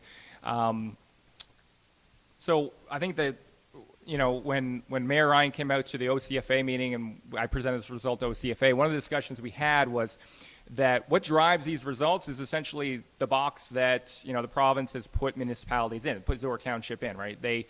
There's certain services you have to provide, but you don't have the flexibility on the revenue tools, right? You only have property tax, and then you're reliant on largely grants from other government and service fees, et cetera.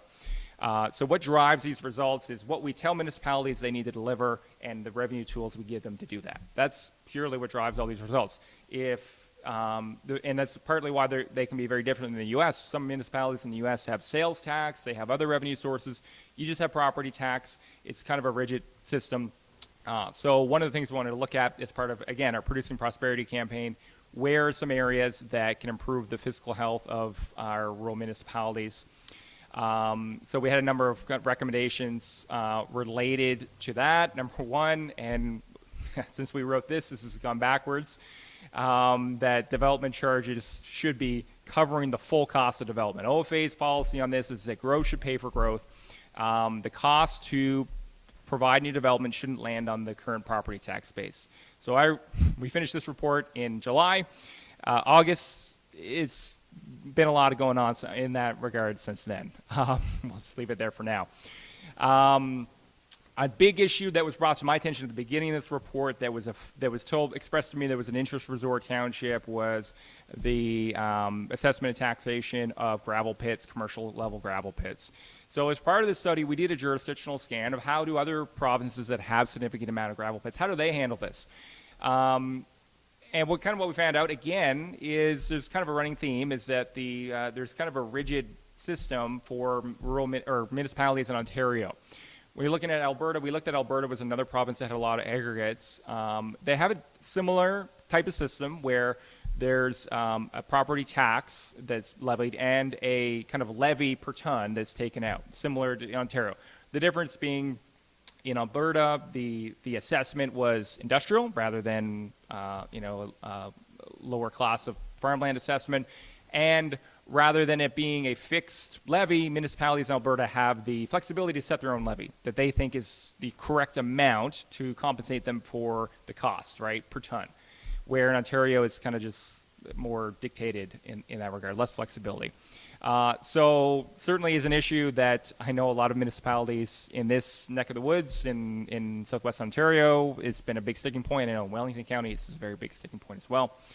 So that's something we looked at as well and say, look, again, running theme here, we're putting a pretty rigid box for our municipalities and it has consequences.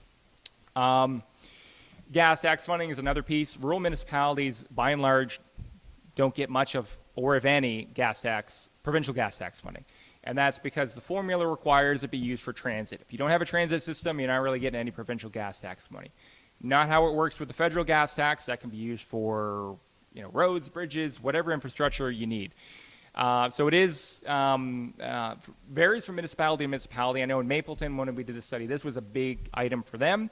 And so we're looking at here, this basically, if you had the same formula for the provincial gas tax that you do for the federal, it'd be about 1.5% of your property tax levy.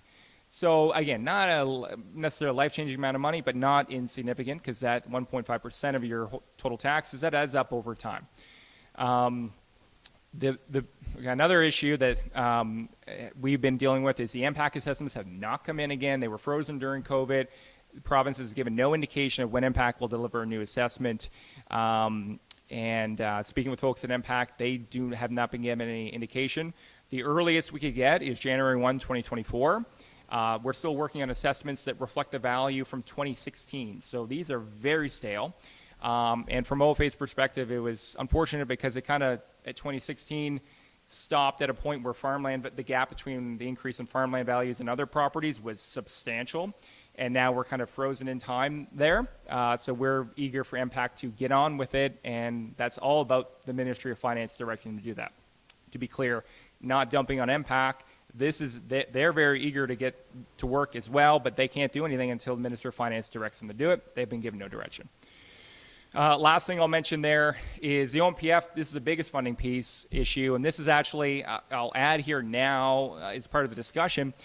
I mentioned earlier we did a report in Mapleton, and that report is part of that discussion we had from the report, and I think this is a great use case of what we hope to have happen with these studies. That led, the completion and the presentation of that report to Mapleton led to delegation between Mapleton Township and OFA at Roma this year to get this issue of municipal partnership funding back on the table, that we need a significant increase in OMPF funding here. So the kind of like highlight number here was, so in 2005, kind of at the peak funding of the program, Zorra received over $2 million from the program. So if you account that for inflation up to 2020, that'd be nearly $2.8 million. But in 2021, Zorra only received $751,000, right? So that's basically a $2 million shortfall in inflation-adjusted terms from what you would have received back in 2005.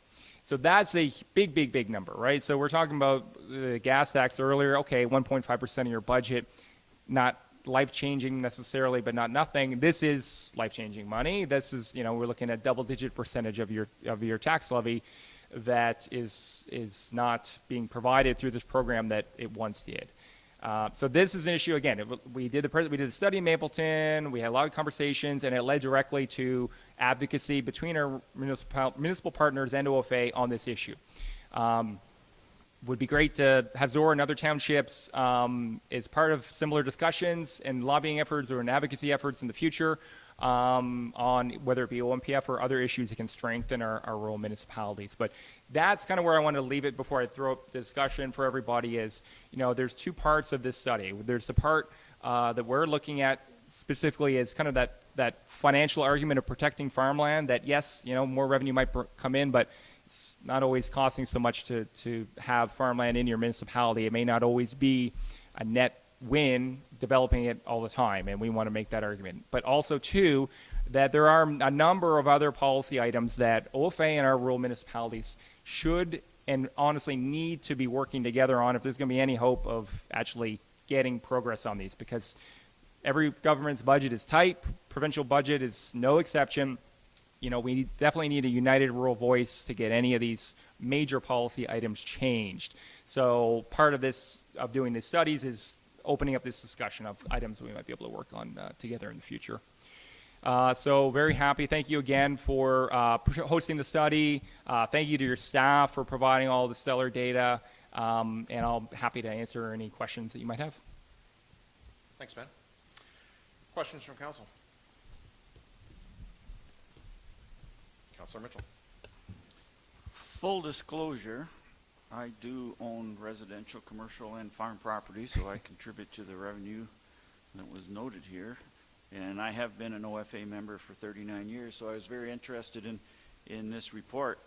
The 5 recommendations, I agree with all the points you made in those recommendations. Those are things that we've talked about as a council for as long as I've been sitting here. We've worked with TAPMO on the gravel pit taxation issue. Mayor Ryan has made delegations to various ministers at Roma and Oma, AMO, a little dyslexia there, AMO about those issues. So that part I'm fully in agreement with. My question is your numbers, and on the slide step 4, calculate all expense / revenue ratios. And I added those numbers together, and I came up with total revenues of approximately 14.6 million and total expenses of almost 9.2 million, which left a difference of 5.4 million. And if I'm a typical taxpayer, I'm looking at that and saying, well, what's the township doing with that extra $5.4 million? And what I think it is that's capital. And if you can correct me if I'm wrong there, but it appears to me the ratios only consider operating expenses, and the revenues is total revenues. So if I'm interpreting that wrong, can you explain that to me? Yeah, no, so you have that, and we in the full kind of report, is a 60-page report. We have some of the caveats and explanations of different the different numbers and allocations within the report. But we're using the operating budget as our kind of guiding principle through this for the financial information return.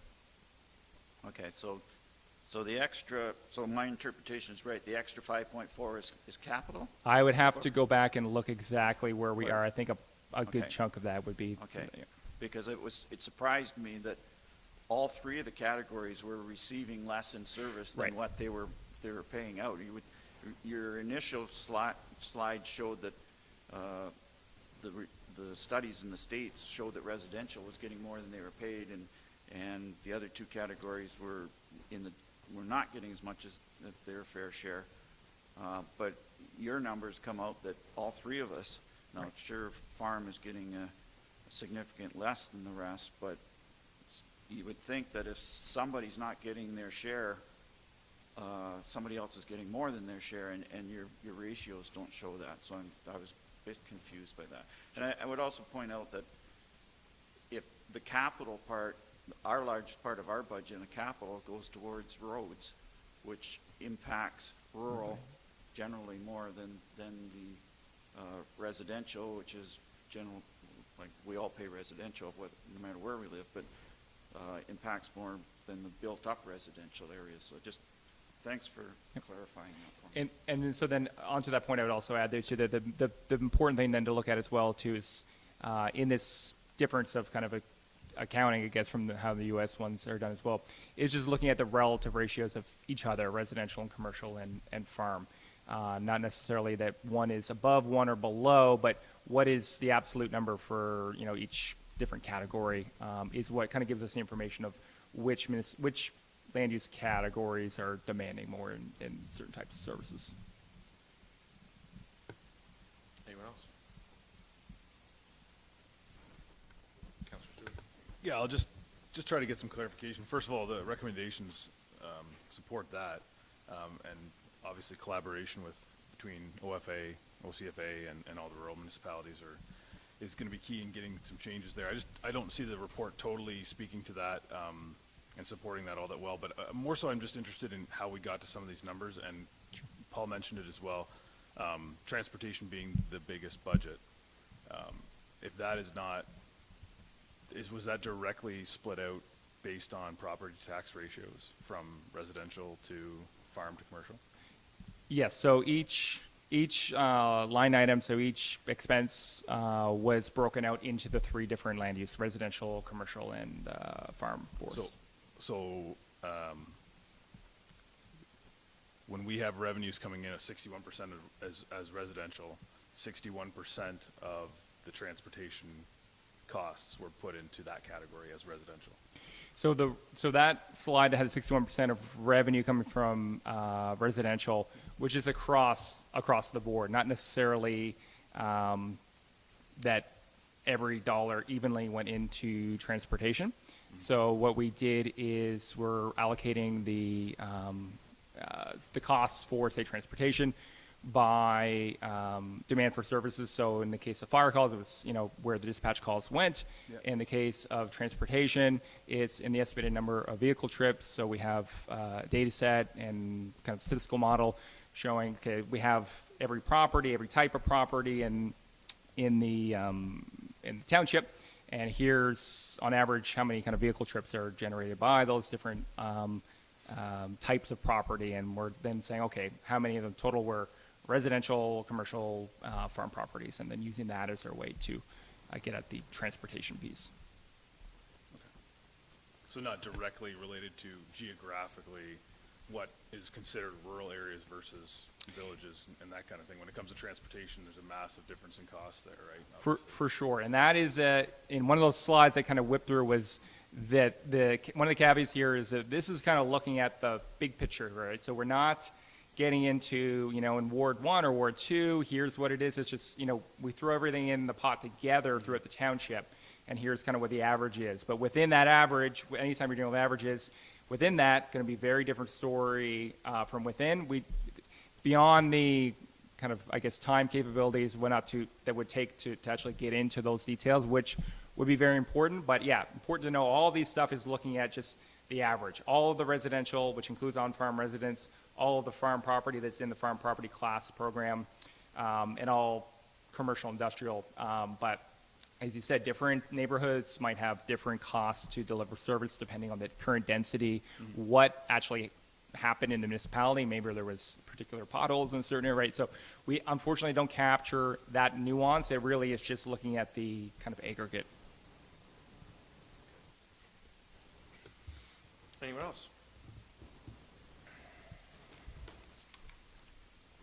Moved by Mitchell, seconded by Finch, that item 7B be received and filed for information purposes only. Anybody wish to speak to that?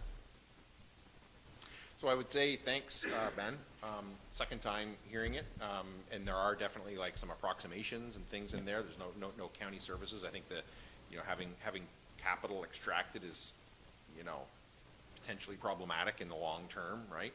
But I think it's certainly, you know, where it ends up in its conclusions and recommendations is very aligned with things that this council has debated for not just in the last few months, but for as long as I've sat here anyway.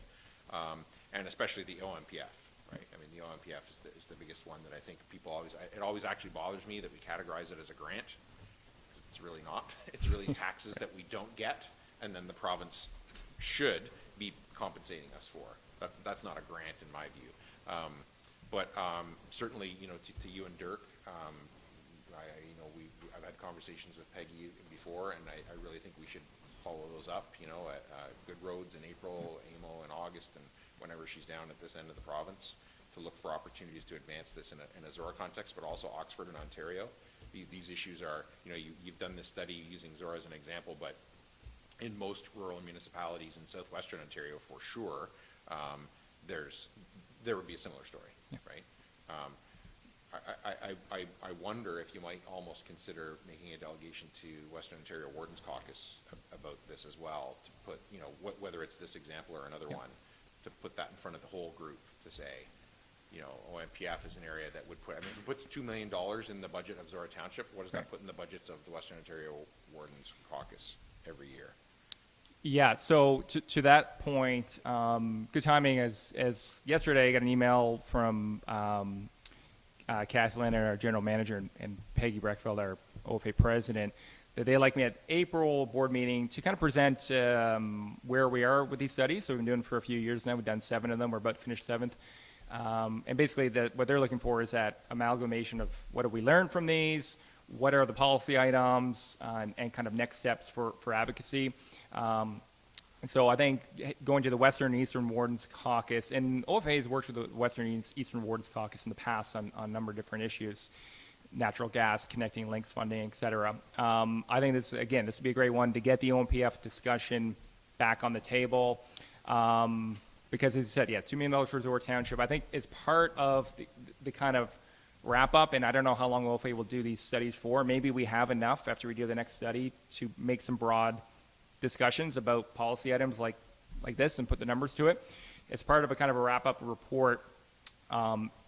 Potentially would be good to look at doing this kind of number here. We said like Zorra Township $2 million shortfall. What is it when we look at you know, the municipalities that historically, you know, receive the funding, right? What is it across the board? And then going to the Western and Eastern Wardens Caucus, and if there could be, I don't know if Zorra Township or the council would kind of like to go to Western Wardens, or be an introductory, right? So it's kind of not a cold discussion, but to kind of put it on their radar. But we'd be totally happy to, once we have that kind of either midway with this process or the wrap up of having done 7 projects, we can present the final results of everything and what we've learned and how we can kind of go forward together. Yeah, sure. That'd be great.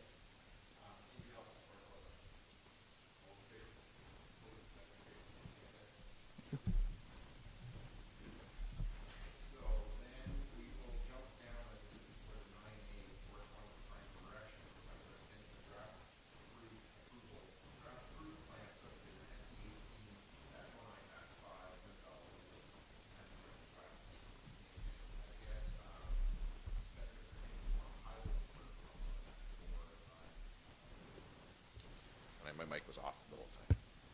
That's great. Thank you, Mr. Mayor. The only thing I'll really highlight is this subdivision itself is at a point where the first 2 phases are nearing completion. I think 76 lots total of the 199 lots. It's not uncommon to have these requests come through to allow for an extension to the approval period based on market demands and otherwise.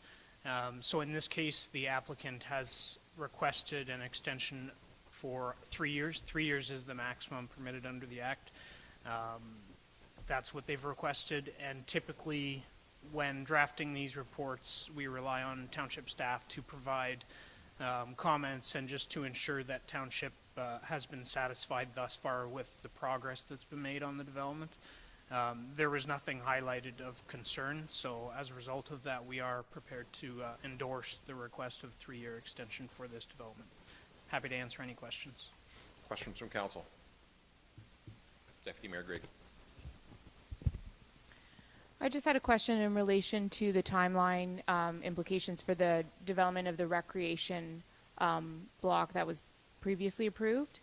So will an extension on the draft plan of subdivision have any impact on the developer in implementation of those parklands?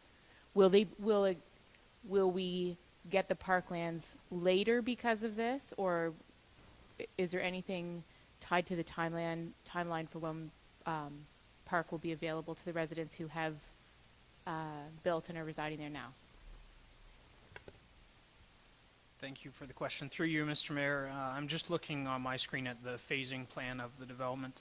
The park block itself is within phase 1 of the development. So phase 1 and 2 have been registered and are well underway. This type of request is typically to allow for additional time for future phases. So phase 2, 3, 4, 5. So I don't anticipate there would be a delay on the park block itself, given that it is addressed in the first phase of the development. Anyone else? Moved by Grigg, seconded by Stewart. That's going to take me a while to get used to. Moved by Grigg, seconded by Stewart, that the Council of the Township of Zorra advise Oxford County that the Township supports a 3-year extension of draft approval for the plan of subdivision submitted by Memorandum Holdings Incorporated SB 18-09-5 for lands described as Part Lot 20 Concession 1, Township of Zorra, to March 11th, 2026, to provide the owner with additional time to complete all conditions of draft plan approval and have the subdivision registered. Deputy Mayor Grigg is the mover. Do you wish to speak to that? I don't really have much to say about it. I think it's, it is the longest term that they can ask for, but I do think it's reasonable, and definitely things have slowed within the development, but my understanding is we've had positive working relationships with them in the past, and I don't anticipate it being any different moving forward. So I'm happy to support this. Councillor Stewart is the seconder. Do you wish to speak to it? Anyone else? All those in favor? Opposed? That is carried. Item 8.2, oh, they all say A. Oh yeah, 8.2A. Recreation Department, Report 2023-027 from the Director of Recreation and Facilities regarding monthly departmental activities. Matt, is there anything you want to highlight for council before I ask them for questions? No. Questions from council?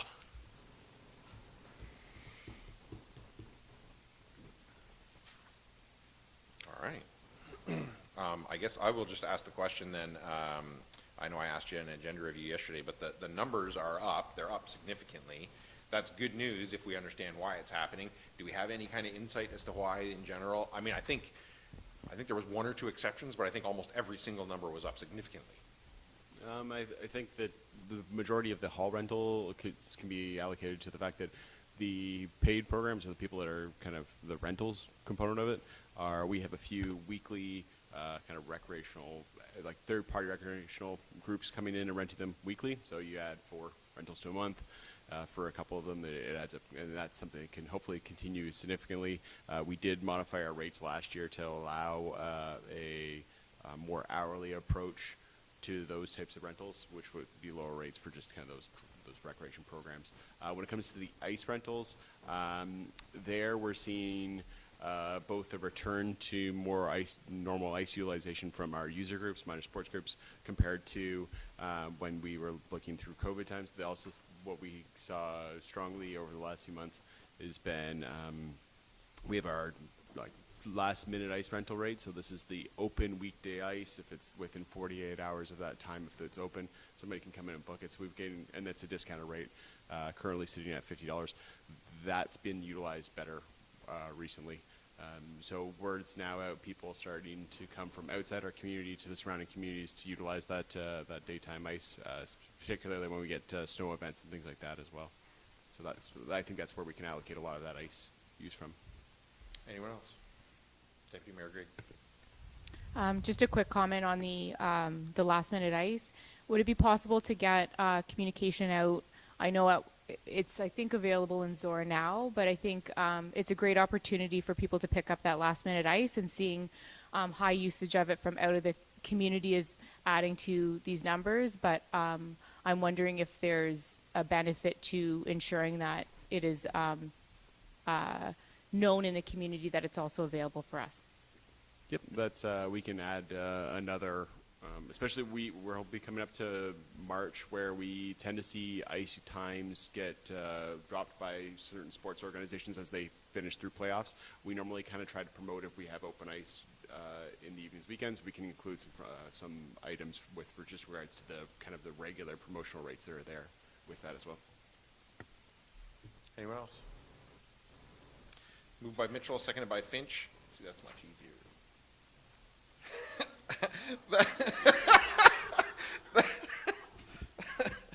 That report 2023-027 from the Director of Recreation and Facilities be received and filed for information purposes only. Anybody wish to speak to that? All those in favor? Opposed? That is carried. Thanks, Matt. And item 8.3A, Building and Drainage Department, report 2023-011 from the Chief Building Official Drainage Superintendent regarding monthly departmental activities. Mike, is there anything you want to highlight for council? Nope. Questions from council on the report? Paul, Councilor Mitchell. Yeah, something that I may have missed in the past was the grant through the Agriculture Drainage Infrastructure Program. Is that a new program, or is that something we've worked with in the past? Ongoing, we get that every year. Okay. Yep. And approximately how much, what's the dollar value It on would be around anywhere from $27,000 to $30,000. Depends on how many hours I put into drainage each year. I record my time and then it gets submitted. Okay. Well, I'm glad to hear that because I'm sure, like you say, there's some work involved in tracking it. There's be work involved in submitting it. So certainly worthwhile, those kind of dollars. And my other comment was I like the new information that's being provided with the permits. I think as the year goes on, that will get more interesting to compare those numbers. So thanks for including that. Anyone else? Moved by Mitchell, seconded by Finch, that report 2023-011 from the Chief Building Official Drainage Superintendent be received and filed for information purposes only. Is there any discussion? All those in favor? Opposed? That is carried. Thanks, Mike. Thank you. And 8.4A, Public Works Department, report 2023-22 from the Director of Public Works regarding a departmental report for the month of February 2022. Steve, is there anything you want to highlight in there for council? No, nothing to highlight, thanks. Questions from council? Councilor Mitchell. Comment on the Robinson Pit audit. 103 tons missed of 260,000 tons.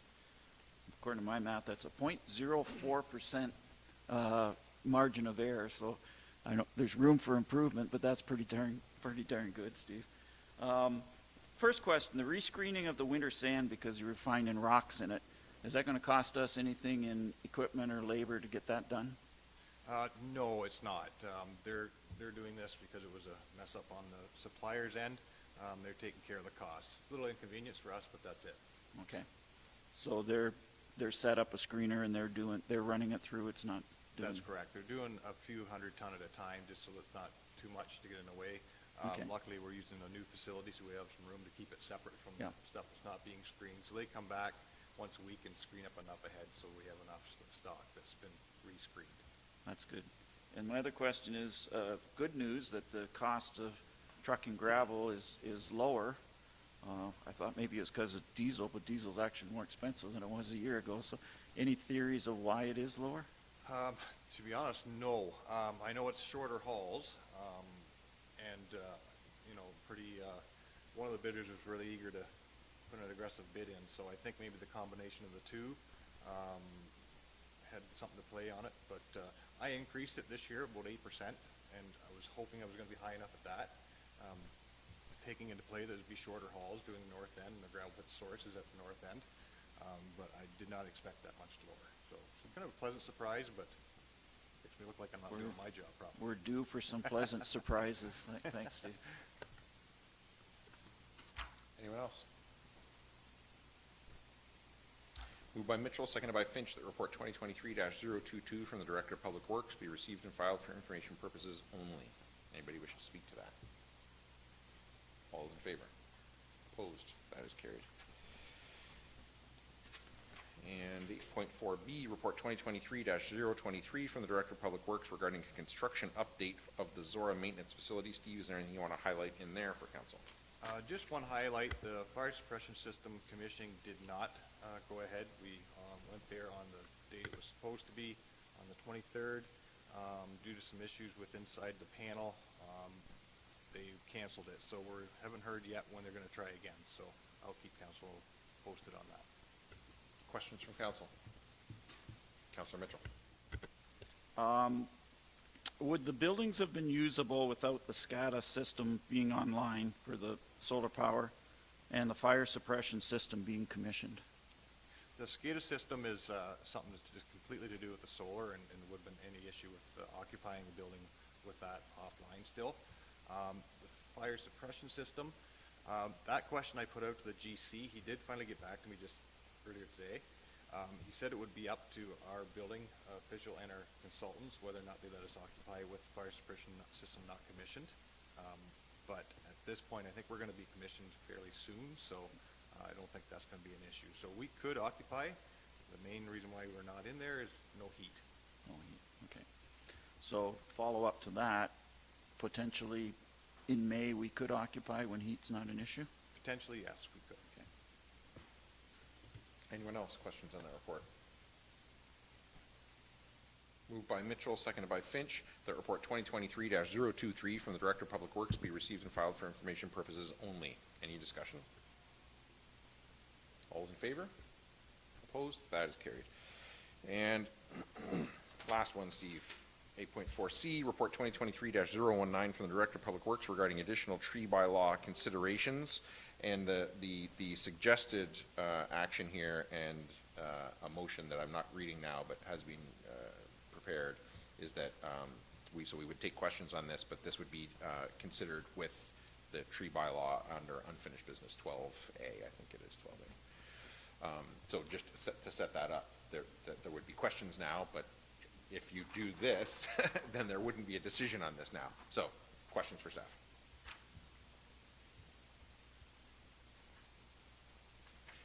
Moved by Mitchell, seconded by Finch, that report 2023-019 from the Director of Public Works be received and filed, and that it be considered in conjunction with report 2023-001 tree bylaw review.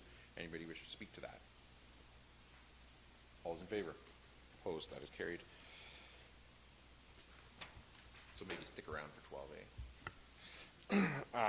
Finance Department 8.5A report 2023-025 from the Director of Finance regarding the Asset Management Coordinator share position. Diane, is there anything you want to highlight for council? No, nothing at this time. Questions from council? So my understanding of what's gone on here, Diane, is that plan A was that we would set up a system similar to what we do with the fire inspection and training officer and bylaw enforcement, where we had a shared arrangement with other townships. The county came forward and said, we're willing to set up an arrangement similar to what we do with planning. Is that correct? That's correct. Okay, that's good. So with this new setup, are we going to have a person physically in our office similar to what Spencer is on a weekly basis, or will they be doing all their work from Woodstock? The idea is that they'll be in the office here physically once a week, and if we need to, we can access them from the other points that they're at too. And that's similar to what the original Plan A was? That's correct. Okay, so no change there. Just the big advantage is we get more potential resources because the county has resources that the other arrangement wouldn't have been had. That's correct. Okay. Yes. So it makes sense to do it. Anyone else? Moved by Stewart, seconded by Grigg, that report 2023-025 from the Director of Finance be received and filed, and that council instruct staff to prepare a bylaw to repeal bylaw 82-22 and to authorize staff to execute the asset management shared services agreement with the County of Oxford. Anybody wish to speak to that? I have to, because I think this is awesome. I think this is fantastic. I think this is exactly the way that we should be operating as area municipalities and a regional municipality, that there's no hierarchy there. There's just opportunities for partnership. This is definitely constructive partnership. This is a great way for area municipalities to share resources and costs behind the scenes and maintain local autonomy over decision-making and how service delivery is done without having to give that up in order to get, economies of scale. this is absolutely the way that it should be done. The county's motto is stronger together, and I think this is a great example of this. And also, you know, to the rural municipalities who came up with this idea in the first place, and that attracted the attention of the county to say, hey, that's a great idea. Can we be a part of that? So I think this is just, you know, certainly not a sexy thing that a whole bunch of residents are going to be interested in, and the press is going to be covering. But when residents and people talk about, you know, where's the economies of scale, where's the savings in government, this is where the savings in government is, right? And I think this council knows that when it comes to asset management, this is big savings in the future, big savings. This is not a few percentage off, you know, changing how we deliver recreation service or something. This is going to be determine how we build, you know, recreation buildings and infrastructure in the future.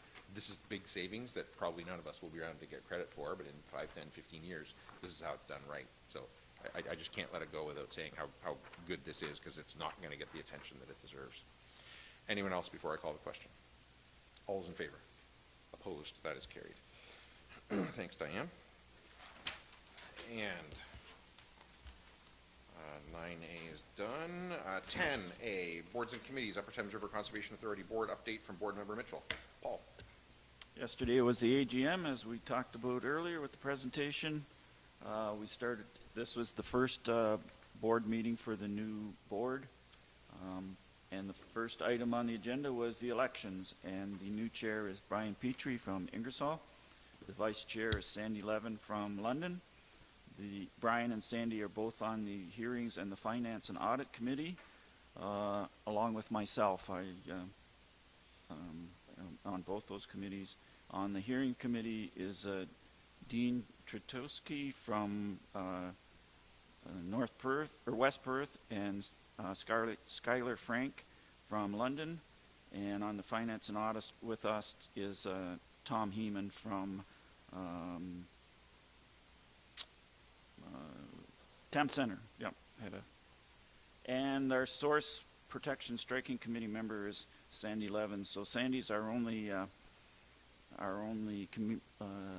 citizen appointee, but he's certainly going to pull more than his weight. So I look forward to taking on a larger role, being on both those committees going forward for at least the next year. Those are one-year appointments. As far as business, we had correspondence from 3 different ministers on different rules that have impacted the Upper Thames. The big item was a unanimous approval of the budget. The operating budget was just under $20.5 million, with a deficit of just under $500,000. The municipal levy on that is a little under $6.5 million, and Oxford's share is just a little over $1 million for the operating levy, which for Oxford is a 6% increase from last year. The capital budget for flood control was just $245,000, and the capital budget for non-flood control was $744,000.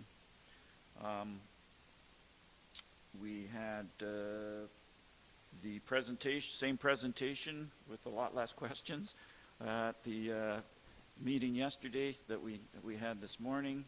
We had the Section 28 report. The general manager gave us the update on the program changes that we've talked about many times and where they're at as far as designing those programs and talking to municipalities. And then we had a break, and when we came back was the presentation of the conservation awards, and Oxford County was well represented. The Board of Directors Award went to Phil Holst, who has for 20 years worked with the Upper Thames on designing and implementing a variety of projects similar to what we were talking about this morning. And there was 2 outstanding resident awards. One went to Frank McKay from the Hickson area, who runs he's an excavation contractor, so he has worked for 40 years with the Upper Thames wherever's a high-ho or a bulldozer is required to do that type of work.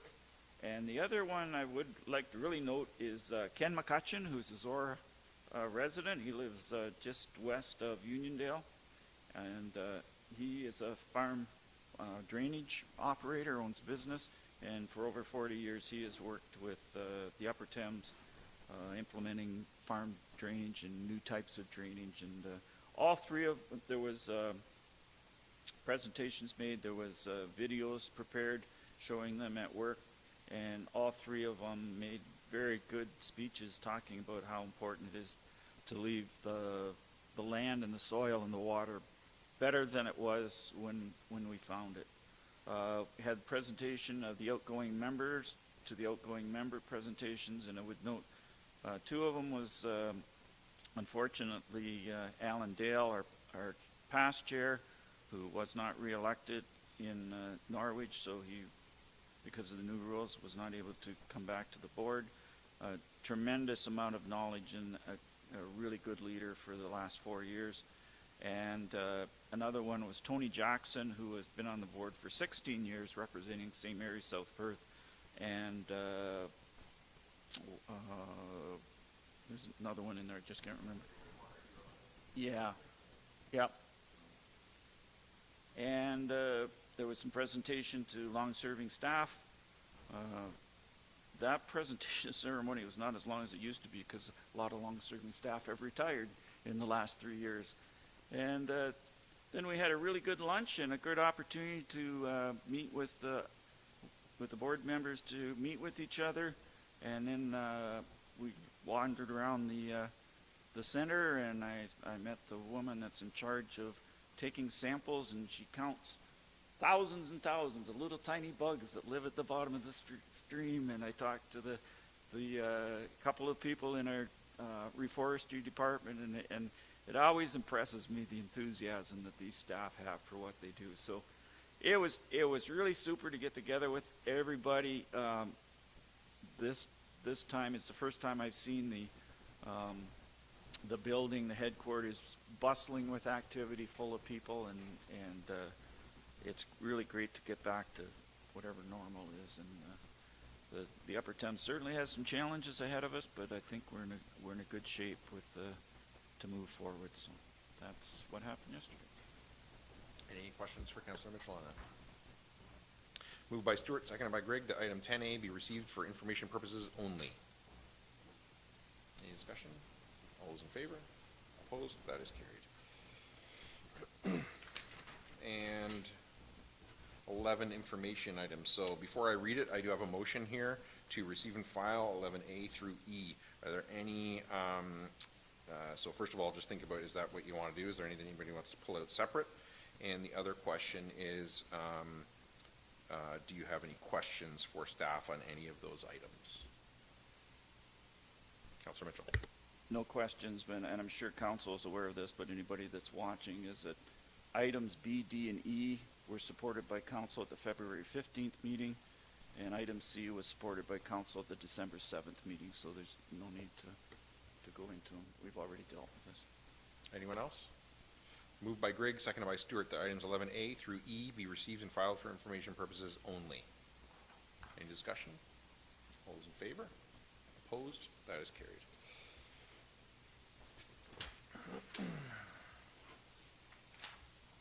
And unfinished business, item 12A. Just looking at the clock and thinking, well, we can probably get this done before. 12A, report 2023-001 from the Director of Public Works regarding tree bylaw review. So, we've got 2 reports on this already, so I'm not going to ask staff to tell us any more about it. I'm going to just open it straight up to questions from council. There is a motion prepared here, whether it's what you guys ultimately want to do or not, but questions from council.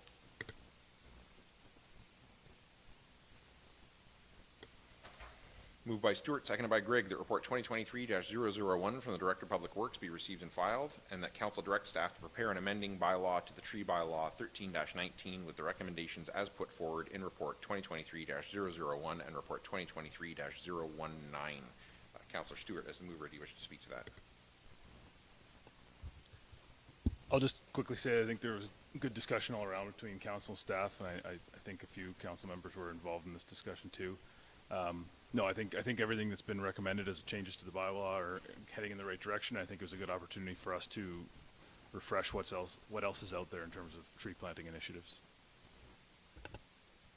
Deputy Mayor Grigg is the seconder. Do you wish to speak to it? Anyone else? Councillor Mitchell. Yeah, I support the recommendation and the motion. I think the goal here is to have healthy, long-living trees, and by going to greater diversity of tree varieties promotes that. As far as roadside trees, there's main pro is that they're aesthetically, they look neat to have trees along, but there are a number of cons to it, as they have safety issues, impact snow and ice accumulation, falling trees and limbs onto roadways, and potentially onto hydro lines. Also, motor vehicle collisions with trees, I can tell you that usually the tree wins. And there's also higher maintenance costs to the township with tree trimming, damage to roads and ditches, and possibly root damage to the road itself. So, and I think the 3-to-1 ratio is sufficient if there are other programs out there for people to, including with the Upper Thames, to plant trees. So I think 3-to-1 is financially and environmentally a reasonable approach to this. So I support this motion. Anyone else? I will read it again and call the question. Moved by Stewart, seconded by Grigg, that report 2023-001 from the Director of Public Works be received and filed, and that Council direct staff to prepare an amending bylaw to the tree bylaw 13-19 with the recommendations as put forward in report 2023-001 and report 2023-019. All those in favor? Opposed? That is carried. And I'm going to suggest that we break for lunch now. It's probably not here yet, is it? But soon enough. And what time do you want to come back at then? Or do you want to, you know what we can do? We can jump down to items of community interest. How about that? So, calendar. So, tonight is the Thamesford Business Association reboot event at 7 o'clock in the Beatty Room. Tomorrow is the community planning and facility collaboration meeting, opportunities meeting with the Thames Valley District School Board and Oxford County municipalities at the county building. We have a photo tomorrow night for the ZMCC Lions donation.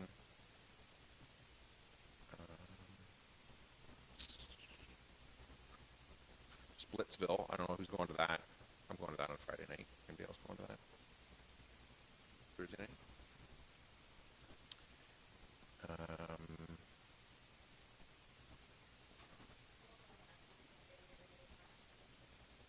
Okay.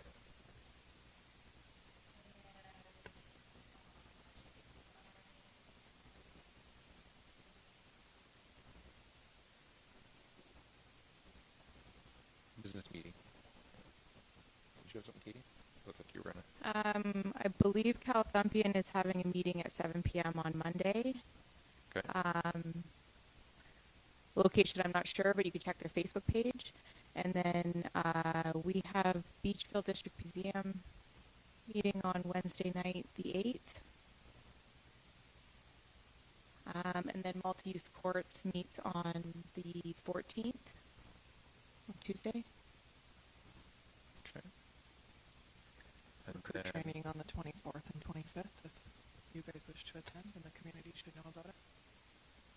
24th and 25th of March. Okay. All right. And then March break, 11th to whatever, and I will be gone. So it's all up to you. Don't screw it up. Yeah. Sure. whatever sufficiently motivates you. And then we're not back here then really until the 22nd, right? Yeah, day meeting, 9:30 in the morning. So, yeah, that's all I've got right now on here, unless I'm missing anything. Paul? HACA meeting Monday, March the 13th, 7 p.m. Okay. All right. Is that it for calendar? Any other items of community interest? Not seeing any. We're down to 15. So I'm going to suggest now that all we have left now is notice of motion closed confirmatory, and we're done. So I'm going to suggest we break now and come back at 12:30. Reasonable?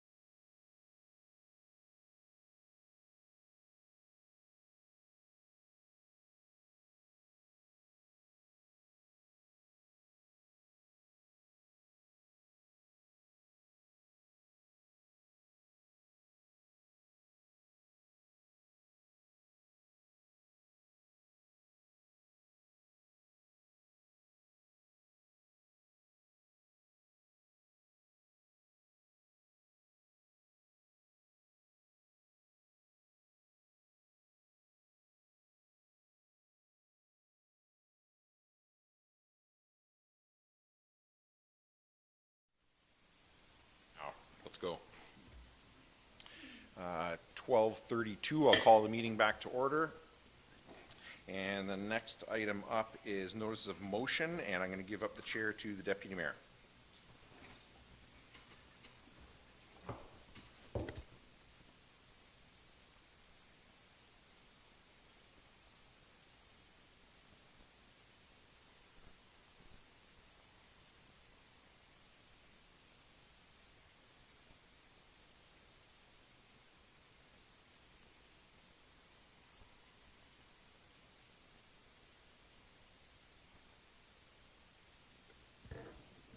All right. So I have a notice of motion from Marcus Ryan that I will read now. Moved by Marcus Ryan, seconded by Crystal Finch, that Zorra Township Council direct staff to collaborate with the Thames Valley District School Board, Oxford County Library, and Oxford County to develop a Memorandum of Understanding, MOU, to facilitate exploration of multi-service co-builds for a joint Thamesford District Recreation Complex, including a junior kindergarten to grade 8 school and a public library in Thamesford, and a new joint community space and/or public library and classroom addition to the A.J. Baker Public School, commits to exploration of a possible multi-service co-build before any closure, expansion, or consolidation of Zorra Highland Park Public School is considered, and that all multi-service co-builds permit public access to all community spaces in the school buildings and school access to all municipal facilities and community spaces. And further, that this resolution be circulated to Oxford County Library Board, Oxford County Council, the Thames Valley District School Board, Oxford MPP, and the Ministers of Municipal Affairs and Housing and Education. Mayor Ryan, as the mover of your motion, would you like to speak to it?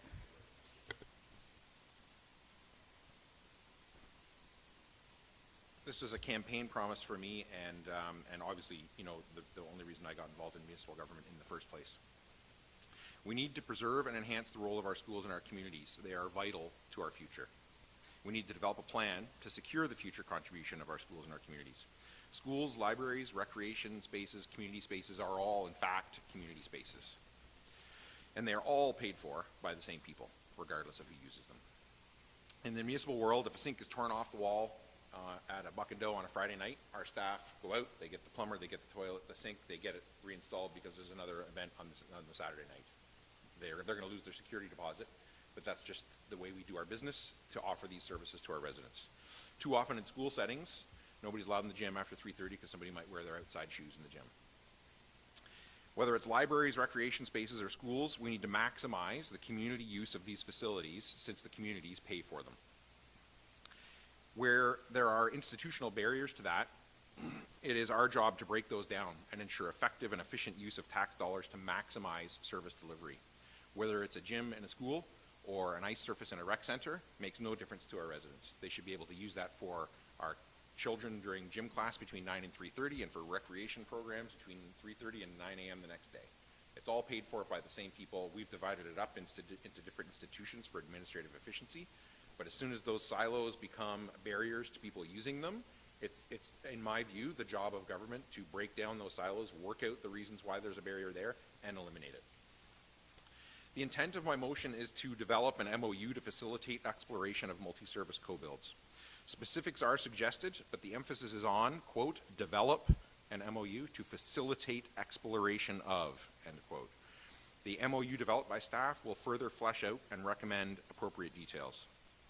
I think that school boards right now are experiencing the same growth that municipalities are. After all, again, it is the same people in our communities as in their communities.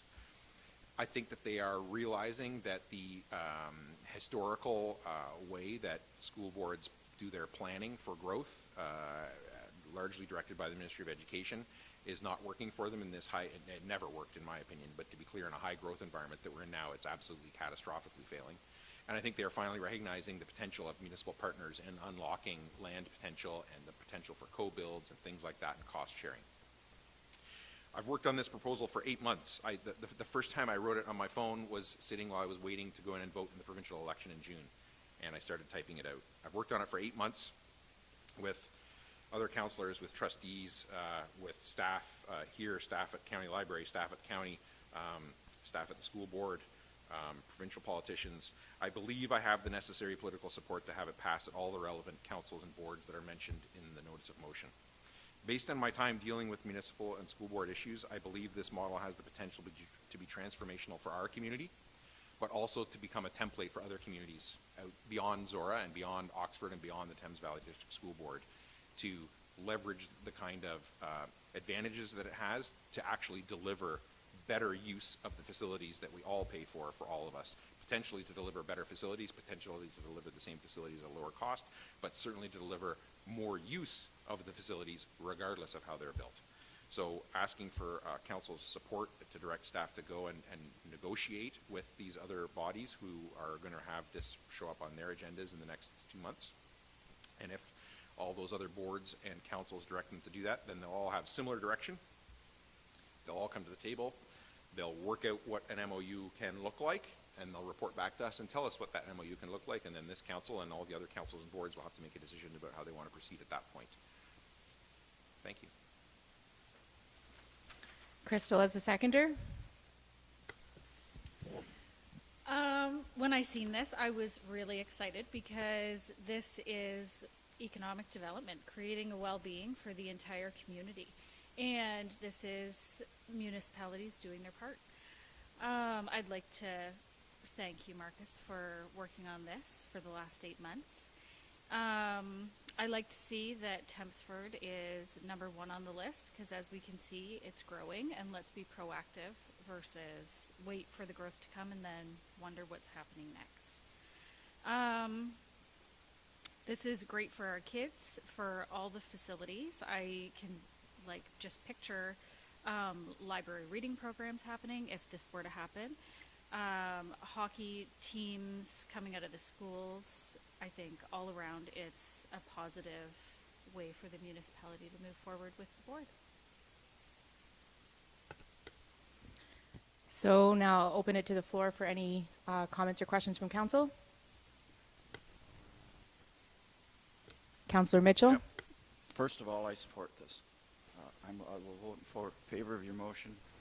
You're right, we do need to do things differently.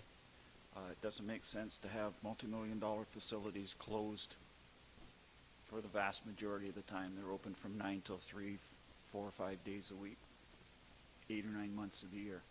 So, but I do have a few questions, and they may be premature, but not surprisingly, they're to do with numbers. And you put 8 months of thought into this. And my first question, do you have ballpark numbers of what each of these projects would cost for construction-wise? Or I absolutely don't, and that's really where I came from. This was that when I first started thinking about this, it was simply that surely if we collaborate, we can cost less. I mean, at the very least, we could each eliminate an exterior wall. But frankly, then I real quickly realized, it's far more complex than that, right? I know that the school boards, for instance, is going to have very high criteria around student safety and access, and which doors are going to be open at which times, and who has control over which doors are open at which times. And there, in other co-builds that have been done around the province, there's things with automatic locks and things like that that happen at certain times. And I thought, really, so for exactly the reason that you asked your question, I said, no, this is the point at which I should stop here and just say, let's just direct staff to go and negotiate an MOU. And then we'll see where that goes. And maybe our staff come back to us and say, we can't work out a deal. There's too many. I don't know what's going to happen. But for exactly that reason, it's no secret at all that school board buildings typically come in at quite a high price point compared to what municipal facilities are built for. So I think it would be really problematic, I think, without looking at some more detail to know what these could be. But I think even with simply shared land or the elimination of exterior walls and things like that, there's certainly potential here. But again, if our staff go away and work on it and they say, look, there isn't, then there isn't, and we don't do it. that's fair enough at this stage of the game. But do you have any concern?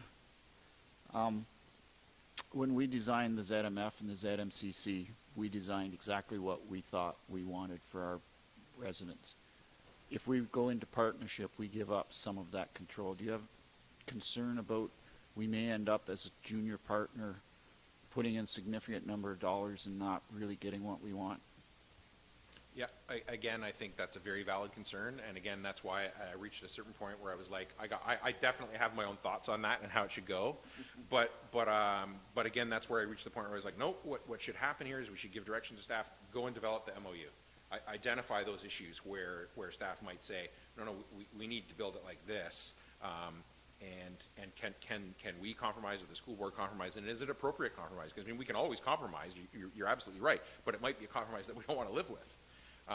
So I think, to me, that was again where I reached the point where I was like, no, let's just direct staff to develop the MOU.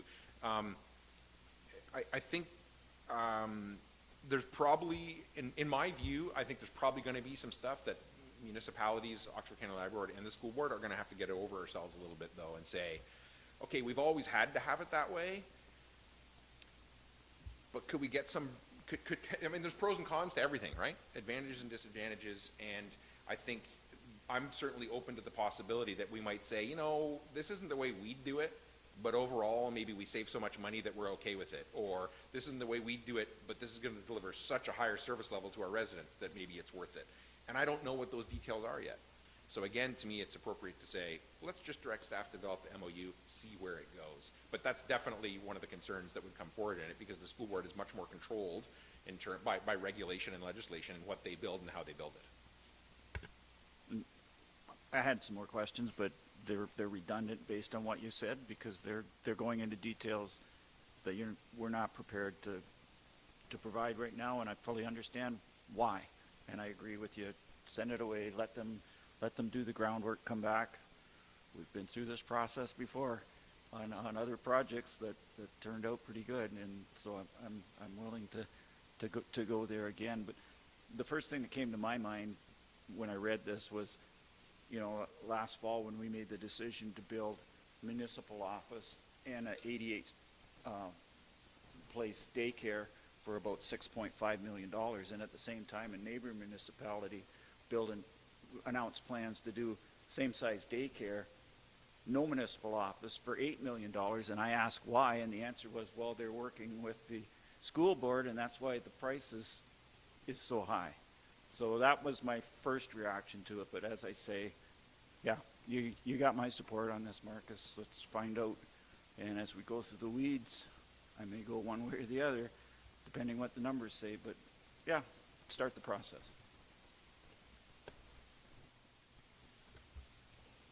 Anyone else? Okay, so just briefly before, I'll read it again because I think it's important that we know exactly what it is we're voting on. Just briefly before we read it again, I will say that I am in full support of this.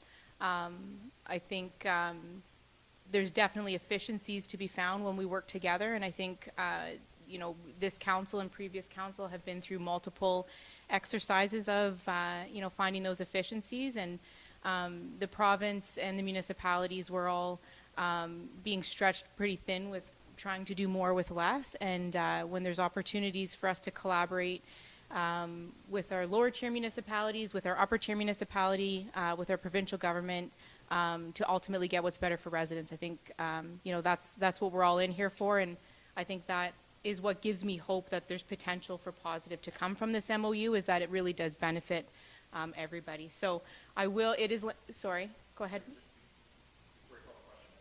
Something I should have added earlier, I just wanted to thank the Deputy Mayor in front of Council for her help on this, because she helped me with a lot of the meetings with the trustees to work out the politics of how this needed to go in order to get broader support, which we won't find out about for a while, but just wanted to thank the Deputy Mayor for that. Thank you. So am I okay to read this again? Okay. Moved by Marcus Ryan, seconded by Crystal Finch, that Zorra Township Council direct staff to collaborate with the Thames Valley District School Board, Oxford County Library, and Oxford County to develop a Memorandum of Understanding, MOU, to facilitate exploration of multi-service co-builds for a new joint Thamesford District Recreation Complex, including a junior kindergarten to grade 8 school and a public library in Thamesford, and a new joint community space and/or public library and classroom addition to the A.J. Baker Public School, commits to exploration of a possible multi-surface co-build before any closure, expansion, or consolidation of Zorra Highland Park Public School is considered, and that all multi-surface co-builds permit public access to all community spaces in the school building and school access to all municipal facilities and community spaces, and further that this resolution be circulated to Oxford County Library Board, Oxford County Council, the Thames Valley District School Board, Oxford MPP, and the Ministers of Municipal Housing and Affairs and Education. All those in favor? Opposed? That's carried.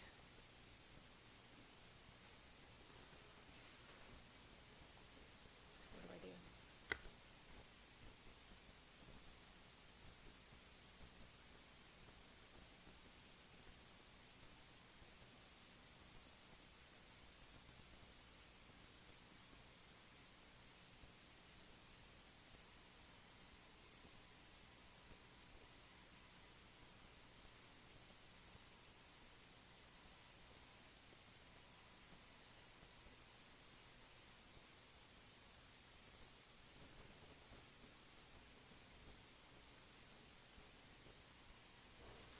Moved by Stewart, seconded by Grigg, that council move into a closed meeting session at 12:48 p.m. pursuant to section 239.2B, personal matters about an identifiable individual, including municipal or local board employees. Any discussion? All those in favor? Opposed? That is carried. Alicia, can you let us know when we're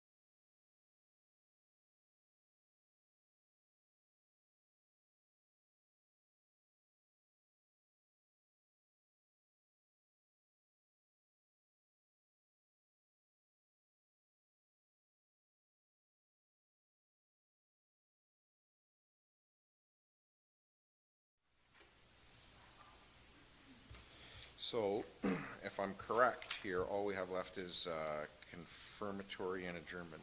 You good? Moved by Stewart, seconded by Grigg, that bylaw 09-23, being a bylaw to confirm the proceedings of council held March 1st, 2023, be read a first, second, and third time this March 1st, 2023, and further that the mayor and clerk are hereby authorized to sign the same and affix the corporate seal thereto. Any discussion? All those in favor? Opposed? That is carried. And moved by Grigg, seconded by Stewart, that this session of council be now adjourned and herewith closed at 1:06 p.m. And the next meeting of council will be called for March 22nd, 2023 at 9:30 a.m. in the council chambers of the Township Municipal Office. So I'll just point out that's not our regular date and time because of March break, so it's not per the regular schedule. So any discussion?